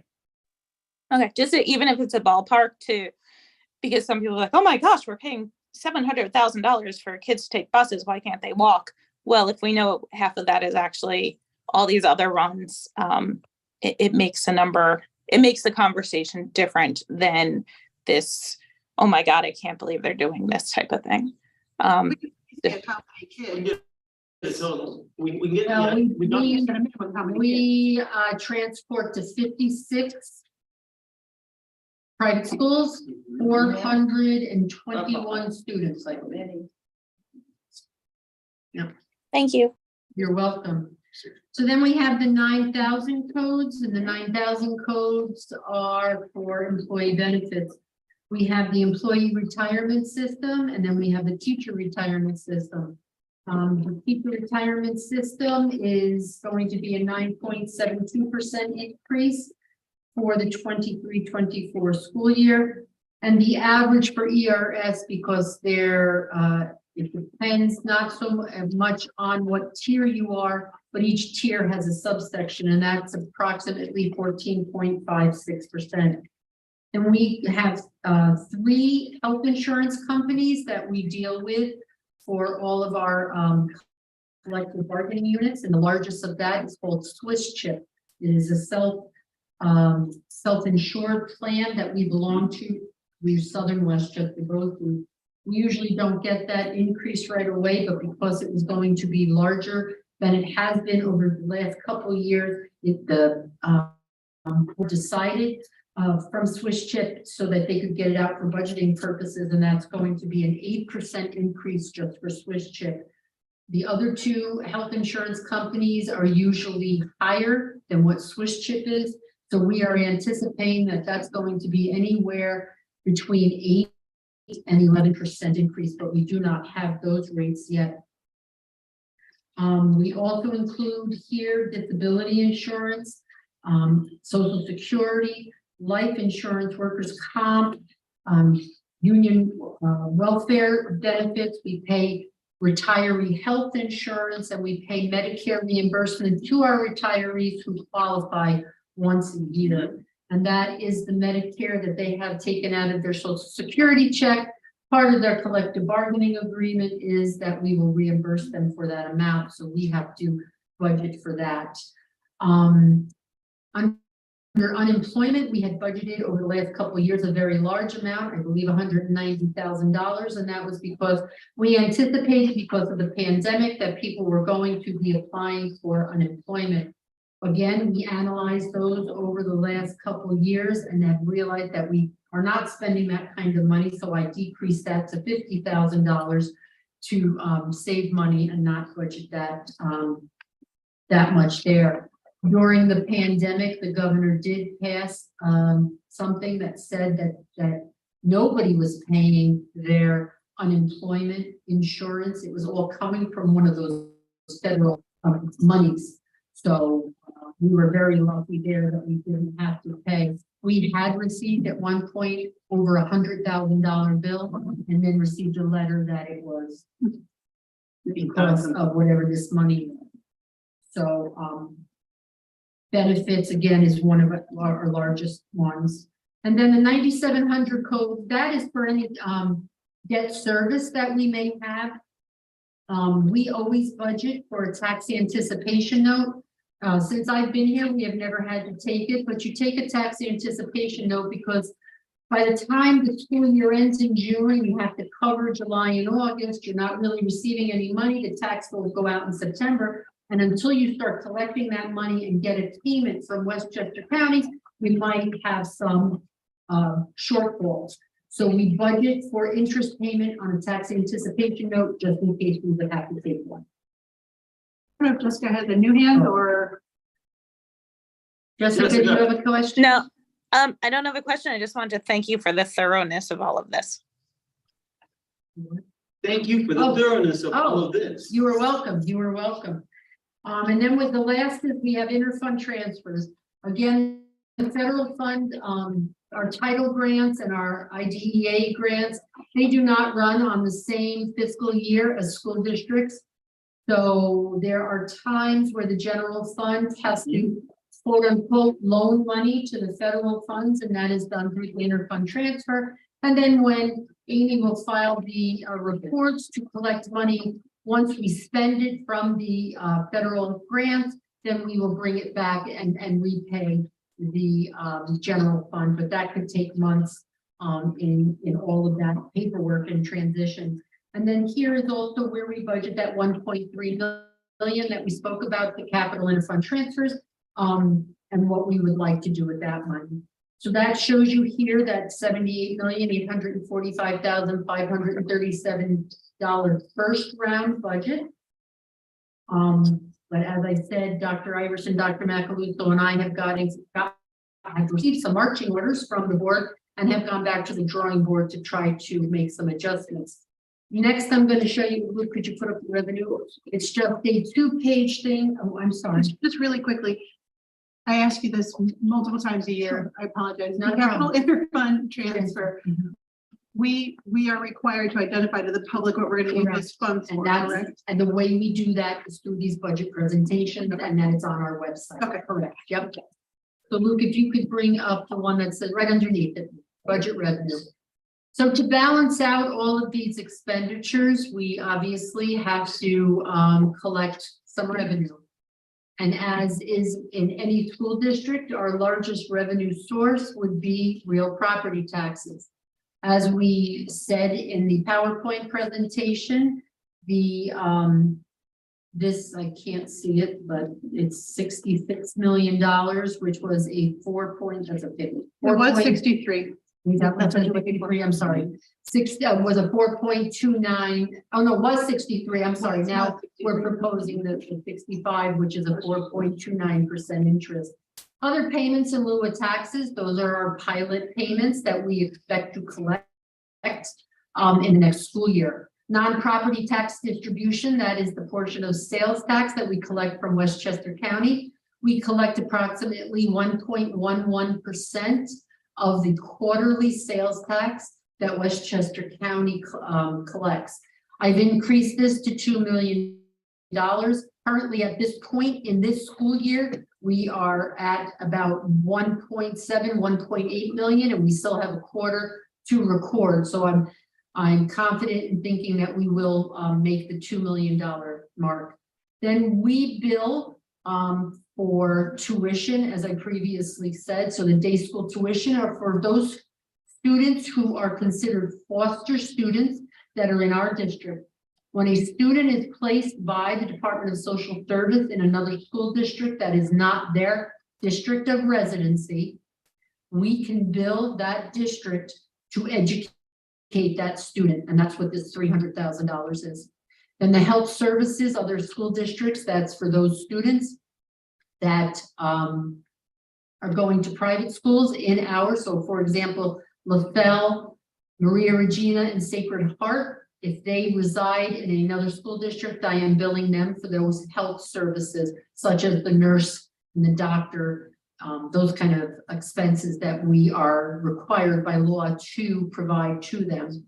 And I assume that in the other report, there are people going the other way who are outplacements from our district. Yes, And this exactly. 100K increase is based on The last 2 years of what we've collected. That can always be touchy from year to year because a student could decide, I don't want to go to private school anymore. I want to come back to my district of residency. So that could always fluctuate. Interest and earnings, as you know, in the this school year 22-23, interest rates in the beginning of the year were quite low, and they have since increased. To date, as of February's collection, we have collected $180,000 so far, and that's because interest rates have gone up. We have switched banks, and if you remember from a board meeting, I believe it was last year, I had asked the board to sign on with a firm called New York Liquid Asset Funds, which just is like a bank for school districts, and they invest the money where school districts can invest. because it's very limited where a school district can put their money, because in the 1970s, a school district, I believe down here in Westchester, invested their money in stocks and bonds and lost the money for the school district, so it became very strict. So to date, we have, as I said, collected about $183,000. So I've increased our interest and earnings for next school year to $225,000, feeling that even this year, I'm anticipating we are going to exceed that, because we are averaging between $17,000 and $20,000 a month right now. And we still will be collecting the rest of our real property taxes by April 1st. So that will be an additional investment that we will have. Rental of property. This is if anybody wants to rent our facilities, and or Royal Coach pays us to rent our transportation building. Okay. Insurance recoveries, I keep that because you never know. I mean, hopefully on a good year, we will not have to have any insurance claims. Unfortunately, that doesn't happen, but you never know from year to year what that's going to be. Refund of prior year expenses and refund for BOCES services. Those are two separate different codes, and that is by the state education law. So if you do not spend everything that you sign up for at a BOCES, okay, so you have to realize if we're doing a budget, so is a BOCES. So if I say to BOCES, I want coaster 1, 2, and 3, I have to obligate Greenburgh to pay for those coasters in the next school year. If I choose for some reason and don't use coaster 2, I still have to pay for it, but I'm going to get a refund in the next school year. That's what this is for. So anything that we signed up for that we might not have used, they will refund us, but in the next school year. So this 55,000, I believe this year we collected about 52,000 in BOCES refund. So we're very close to, we try to use all of our coaster money that we budget for. Refund of prior year expenses, then is for anything and everything else, okay, that we could get a refund for. Other unclassified revenues, that could be any of the little things. I can't think anything that's not, and it's gifts and donations, those kind of things. It's those little things that would all go under here. And then we have, I just lumped all of our state aid for this right now under basic formula, instead of trying to break it out into the various different state aid codes. And only because that is time consuming. But I just lump it in here, and then once the budget is approved, Amy goes through and takes that detail that the state sends us and breaks it up within these codes. You can see here that because foundation aid is being fully funded finally, that is part of our increase. Also, we've seen an increase in our expense-driven aids, but unfortunately, and hopefully in the future this will happen, is we did receive an increase in UPK aid. But if you can't fill the seats, you don't get the money. So I backed that out because I know that we're not going to get it because we don't have the seats at this time for those. So if you did see the state aid run, you'll see it's about $200,000 less because I know we can't fill the seats. And then there are some of our students, our special education students, that we can bill Medicaid for, and we will get Medicaid reimbursement for them. And that averages about $100,000 a year. So we can't bill the Medicaid for the special ed nurses that I asked about earlier? It could be part of that. Whatever the student services are, that could be billed. Okay. Yep, it all depends on the student and what their services are and what level they are. Better answer than Good. We're going to appropriate $2 million again of fund balance that isn't used. And that brings us down to the budget that we are proposing. Any further questions? Yes, sorry. Thank you for explaining about the interest earnings. I'm just wondering, you said we've earned about 183,000. Yeah. And I'm just looking at the treasurer's report ending, no, it's a month off. You're giving me February numbers and I'm looking at ending January 31st. Interest earnings in the general fund say 35,000. So I'm just wondering the difference, did that all come in February or is it reported elsewhere? That, I know the answer, I know the answer. That's just for that month. Yeah, It's monthly, it's not cumulative. right there. So if I go across to the So cumulative, Yes, there you go. if I look, well, no, because it's accumulating these different Mhm. fundings, not year to date. And you did pose that in one of your questions, and I do have it for your Friday update. Okay, thank you. So. Are there unless- any other questions on this line by line budget? Thank you for your good and thorough job. You are a real trooper. And no one can say we are not an open district. Jessica Muldoon, would you like to say something? Are you laughing? Okay. All right. Do I hear a motion to adjourn this meeting? So moved. So moved. And I hear a second. Second. All in favor? Aye. Thank you, everybody. Good night. Good Thank night. you. Good night.